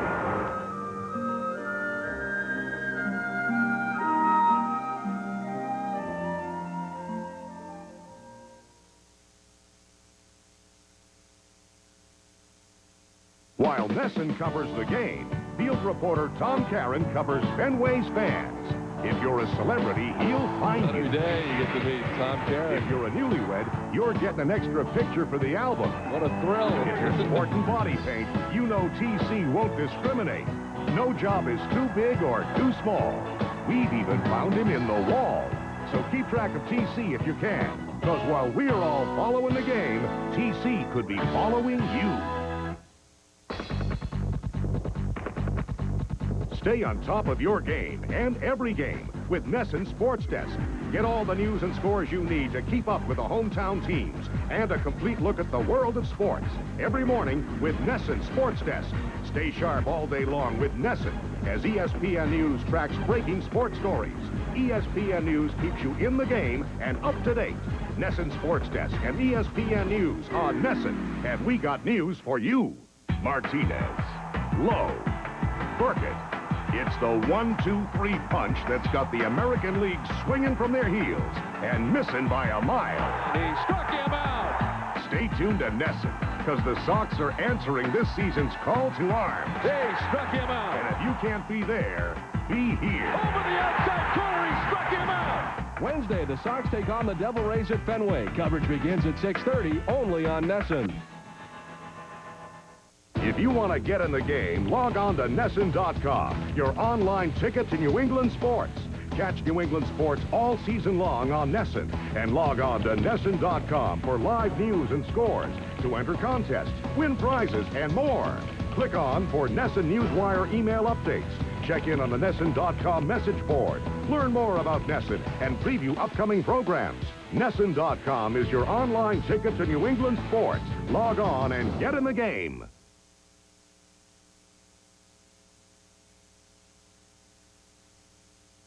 An 11-minute rain delay at the beginning of tonight's telecast, and tonight's ball game has concluded, and the Red Sox have taken the field tonight as they get ready to take on the Tampa Bay Devil Rays in game number 2 of this day-night doubleheader. Let's take a look at the visiting D-Rays starting lineup. Randy Wynn is in center field leading off. Brent Abernathy at second base. It is Steve Cox, the designated hitter, batting third. Aubrey Huff at first base. John Flaherty does the catching with Ben Grieve in right field. Andy Sheets, former utility infielder for the Red Sox, bats 7th. Jared Sandberg at third base bats 8th. And just up from AAA, Carl Crawford is in left field. He bats 9th. The defense tonight for the Red Sox, it'll be Shea Hillenbrand at third base, Nomar Garciaparra at shortstop, Ray Sanchez at second, and Tony Clark at first. Left to right, Ricky Henderson, Johnny Damon, and Trot Nixon. Jason Varitek behind the plate, and on the mound, right-hander Derek Lowe. Start number 20 for Lowe. He is 13-5. The 2.45 ERA is number 1 in the American League. The opponent's batting average of 195. That's also the best in the American League. And against Tampa Bay this season, 2-0 in 3 starts with a 1.50 ERA against the Devil Rays. Of course, one of those games back on April 27th, the no-hitter for Derek Lowe here at Fenway against Tampa. And the umpiring crew has switched around a little bit from this afternoon. Doug Eddings is in behind the plate. Joe West at first. And Scott Packard at second base. Mike Everett over at third for the umpires. Let's take a look at the game notes brought to you by Sullivan Tire and Auto Service. The Red Sox 9-0 this season against the Devil Rays. Plus the big win this afternoon. 100 or more home runs in 55 of the last 57 seasons for the Red Sox. And the Devil Rays 2.44 team average and a 5.18 team ERA. Those are both at the bottom of the American League. Here is Randy Wynn, who far and away is having the best season for the Tampa Bay Devil Rays so far. As we are finally underway, 9:19 it says on the big clock out in right center field. And Derek Lowe has started his night with a strike. Randy Wynn at .319, 8 homers and 45 runs batted in on the season. Was 2 for 4 in the matinee game of the day-night doubleheader here at Fenway. And in case you did not hear the score from the first game, an unbelievable 22-4 victory for the Red Sox today.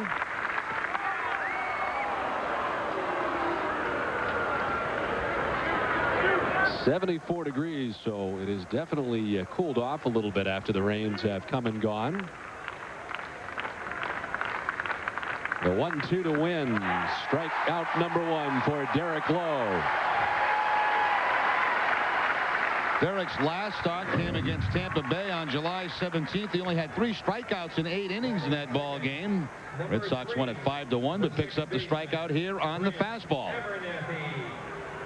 Well, it's been about 5 hours and 19 minutes since that last game ended here at Fenway. A long time for these players to be hanging around the ballpark waiting to get this one started, but the crowd has certainly been enthusiastic. They certainly have, and they are very patient as they waited through the 2-hour and 11-minute rain delay here, as most have stayed on hand for the beginning of this contest. Brent Abernathy, the Devil Rays second baseman, who was 0 for 3 in the first game today. And quickly down on the count, 0-2. Abernathy at .240, 2 homers and 26 runs batted in. Derek Lowe in search of his 14th victory of the year. Chopped up over the mound. Nomar's on the run, back is second, off balance, and in time he got him. Nifty play from the birthday boy, Nomar Garciaparra, 2 down. Well, by now everybody knows about game 1 and the offense that Nomar provided in that ball game. Terrific defensive play, and especially, as I mentioned, Don, after sitting around for over 5 hours, Garcia-Parra with a terrific play going up the middle. Great range, strength in the throwing arm to get that out. 2 down for Steve Cox, the designated hitter. Cox was 1 for 4 this afternoon and now totes a .272 batting average. 12 homers and 51 runs batted in.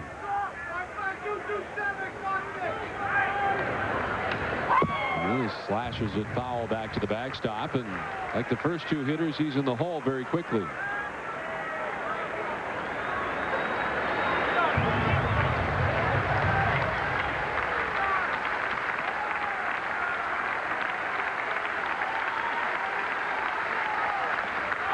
This is away, doesn't chase, and it's 1-2 now to Steve Cox. Aubrey Huff waits on deck.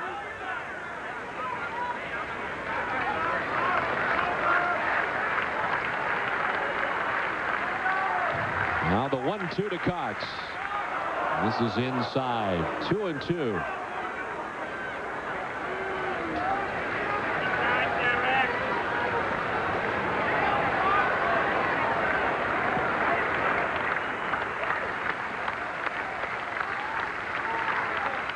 Cox slashes it fouled off the left side, back and out of play, and it's still 2-2 to the Devil Rays DH. What do you think a lot of the players did for those 5 hours down in the clubhouse?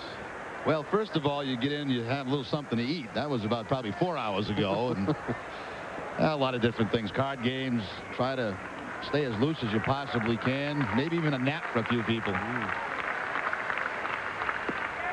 And this is away, and it's a full count. And Cox has been patient. He was down 0-2, but now it's a full count.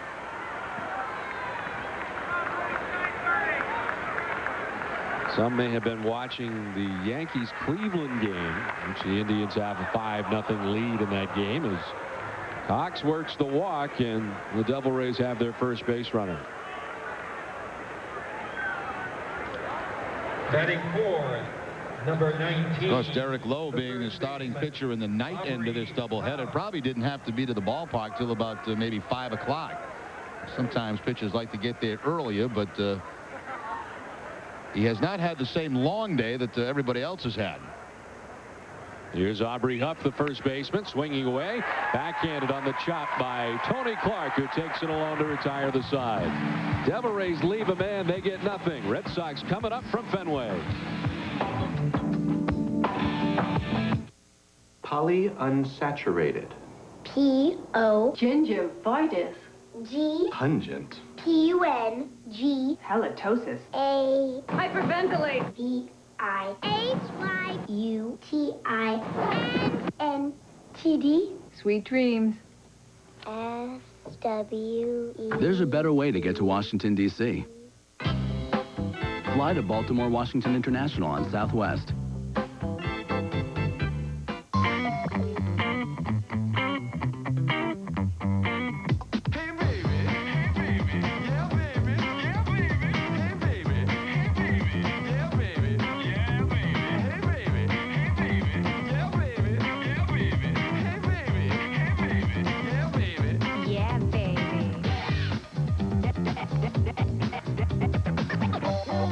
Filtered MGD. Pure beer for a pure night out. How many reasons do you need to get into Jeep Grand Cherokee? How about 0?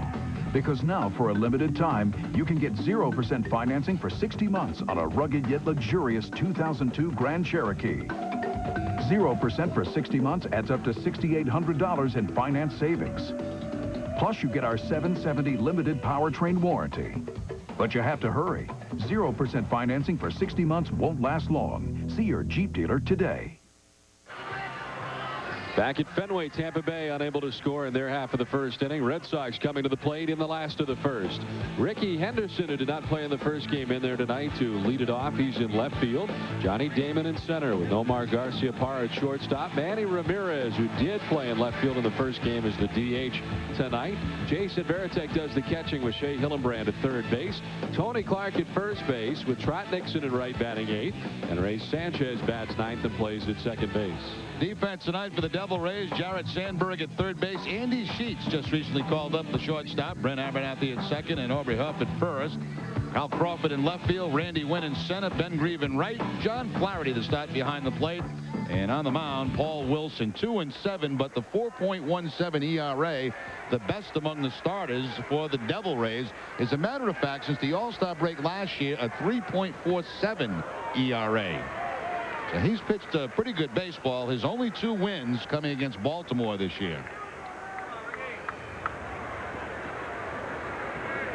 Ricky Henderson, who's hitting a .237 on the year, leading off tonight in the nightcap. Ahead quickly of Wilson, 2-0, to accompany the .237 batting average. 4 homers and 14 runs batted in for Henderson. And Wilson starts off 3-0 now to Henderson. Long wait for the pitchers tonight, even though they were the starters. You have to imagine that, wondering if this game would ever get underway and whether or not they'd actually be pitching tonight, as the rains came in and pretty much hung here for a long time, but they have departed for now.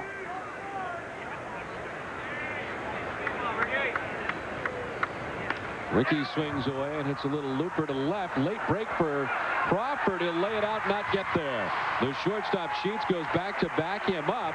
A very late break and perhaps a bad read by Carl Crawford in left, and Ricky Henderson is aboard. Yeah, Crawford has very good speed, but you're right, Don. I don't think he got a good jump at all on the ball off the bat from Henderson. Henderson jammed, and just a little pop-up. That, the combination of a late break and maybe wet grounds in the outfield, cost him there. He tries to dive, but can't make the play.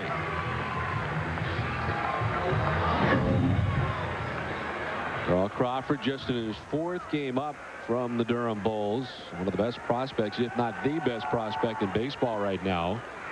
Yes, he's had a terrific year for the Durham Bulls, and now the Tampa Bay Devil Rays have brought him up really for the second half of the season to take a look at their fine left fielder Carl Crawford. Quick check on Henderson, who's back in plenty of time.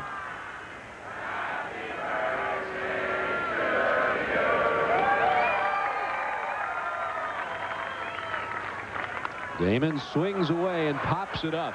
Off first, foul ground. Aubrey Huff and Brent Abernathy over, and there'll be no play. Reconvened over by the tarp. And it lands a row or 2 out of the reach of Abernathy, who had perhaps the best opportunity to get that.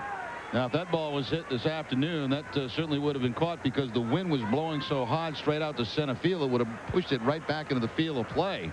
Right now, not much of a breeze at all here at Fenway. And an amazing 7 home runs today for the Red Sox. A 3 home run day today for Nomar Garciaparra, who waits on deck as Johnny Damon bats with 1 on, nobody out.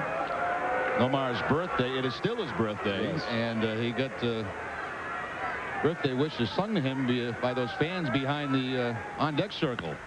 Damon lines it into center field for a base hit. Up 90 feet to second goes Ricky Henderson, and the first 2 base runners have reached for the Red Sox.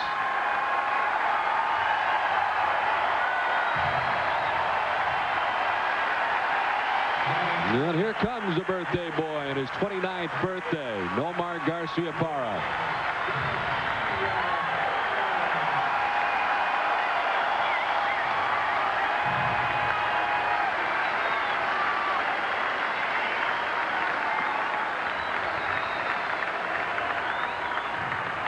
Nomar 3 for 5 in the day game with the 3 home runs, as he takes the first one for a strike from Wilson.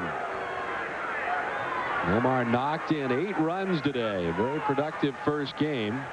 Now has 16 home runs on the year, tied with Manny in that category. This bounces away from Flaherty, and everybody will move up. Henderson to third, Damon to second. Still nobody out.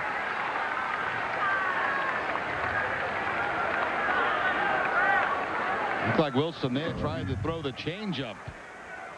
Bounces way out in front of Flaherty. Karam's off, and both runners advance to second and third.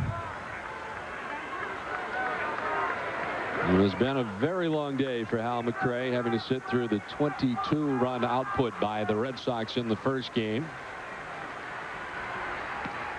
Nomar able to jackknife out of the way, 2-1. The Devil Rays, with the loss today in the first game, dropped to 30-67 on the season. We're in the hands. Nomar able to foul it off. 2-2. So Tampa Bay, as the Yankees are losing tonight, right now stand 31.5 games back of the Yankees.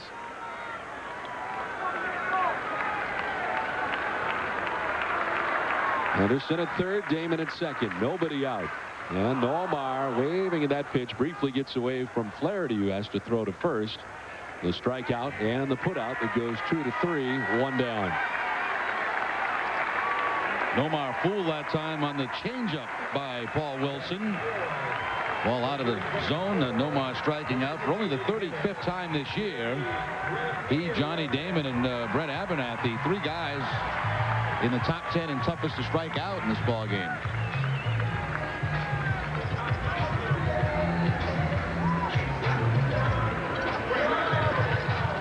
Manny Ramirez today was 3 for 6. 2 home runs and 5 runs batted in. He's now at 337 on the year with 16 home runs. Manny playing defensively this afternoon, but doing the DHing here in the nightcap as he swings at the first one and grounds it foul. And he's had good success in his career against Wilson. 375 with a couple of home runs.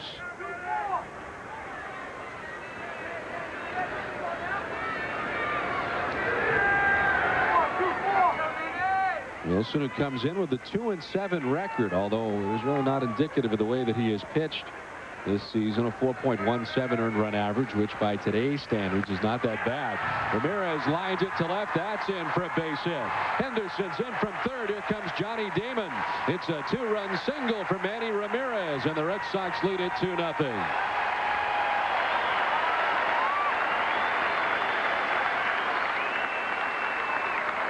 3 for 6 in game 1 for Ramirez. Now a base hit to drive in his 53rd and 54th runs of the season. Fastball down, knee high, line drive to left, and a 2-0 Red Sox lead.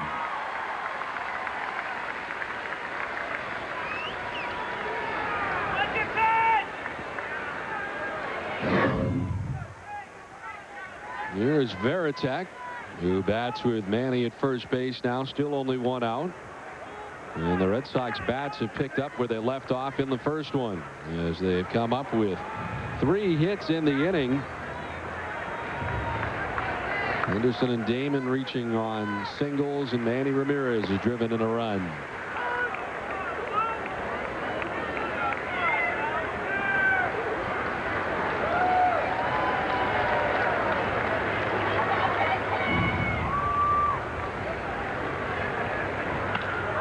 In the air towards the gap in right center field. Randy Wynn's on the run, and he'll get back there to make the catch right in front of the dirt of the track, and the triangle out there in right center.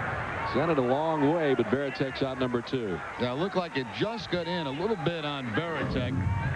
Yeah, that hit high enough where Randy Wynn, who has very good speed, could get under it. Number 29, the third baseman. Pretty good jump in center field by Wynn. He heads back toward the triangle and catches it just in front of the warning track.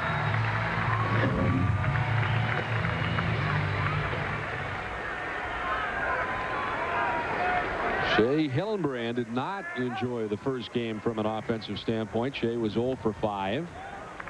Back in there for the nightcap, and Red Sox third baseman at 303. 13 homers and 56 runs batted in.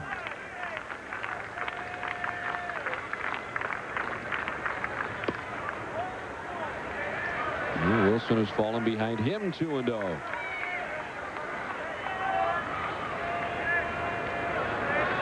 And 2 victories for Wilson, as Jerry mentioned, both against the Baltimore Orioles, who's yet to beat anybody else in the American League. This is line to left center. That'll fall for a base hit. Wynn plays the hop. Up to second goes Manny on the base hit for Shea Hillenbrand, and the 4th hit of the inning for Boston.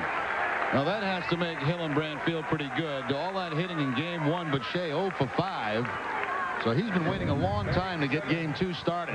Line drive to center field. So the Red Sox already with the 4 hits. Now, Wilson's pitched twice against the Red Sox. He's lost both games, but he's actually pitched pretty good against them. Tough start tonight. Former first-round draft choice of the Mets back in 1994. He was first overall that year out of Florida State University. Tony Clark makes an appearance tonight in the nightcap. Tony did not play in the first game today. And it evens at 1-1.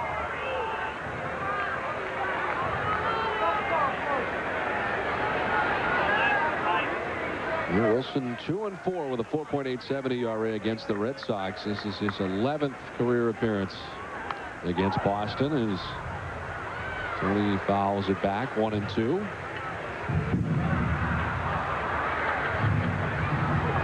Lost last time out against the Red Sox, but worked 6 2/3, gave up 9 hits, 4 earned runs, gave up a home run in that last outing to Manny Ramirez. The 25th pitch of the inning for Wilson, and this down low, and it's 2-2.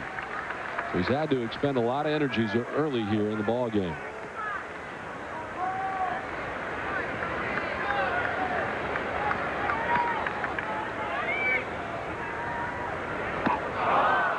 And he strikes out Clark. The tag applied for the final out of the inning. But the Red Sox come up with 2. Manny Ramirez driving them in with a single. We're done with 1 tonight from Fenway. 2-0 Red Sox.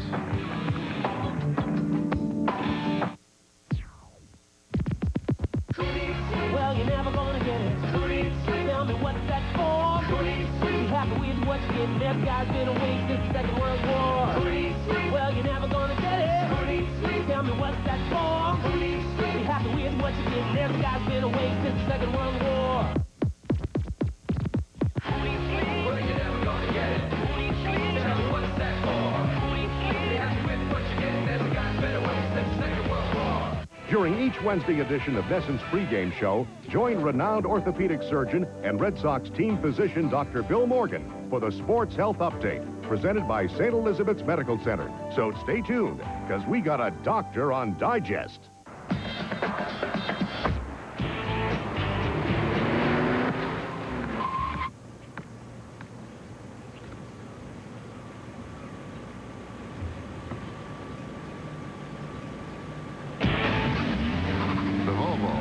S60.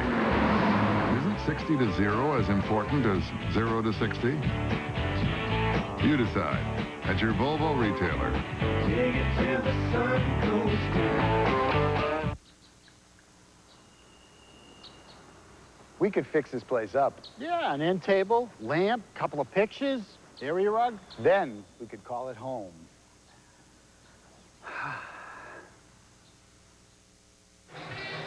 Back at Fenway, 2-0 Red Sox. Let's take a look at the RBI leaders around baseball, updated from today.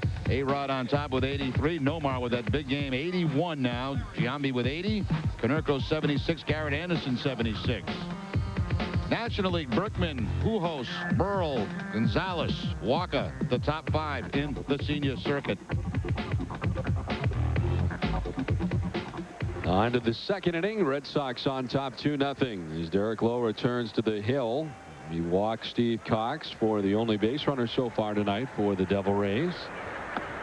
John Flaherty, former Red Sox catcher, stands in at 253, 3 homers, and 23 runs batted in.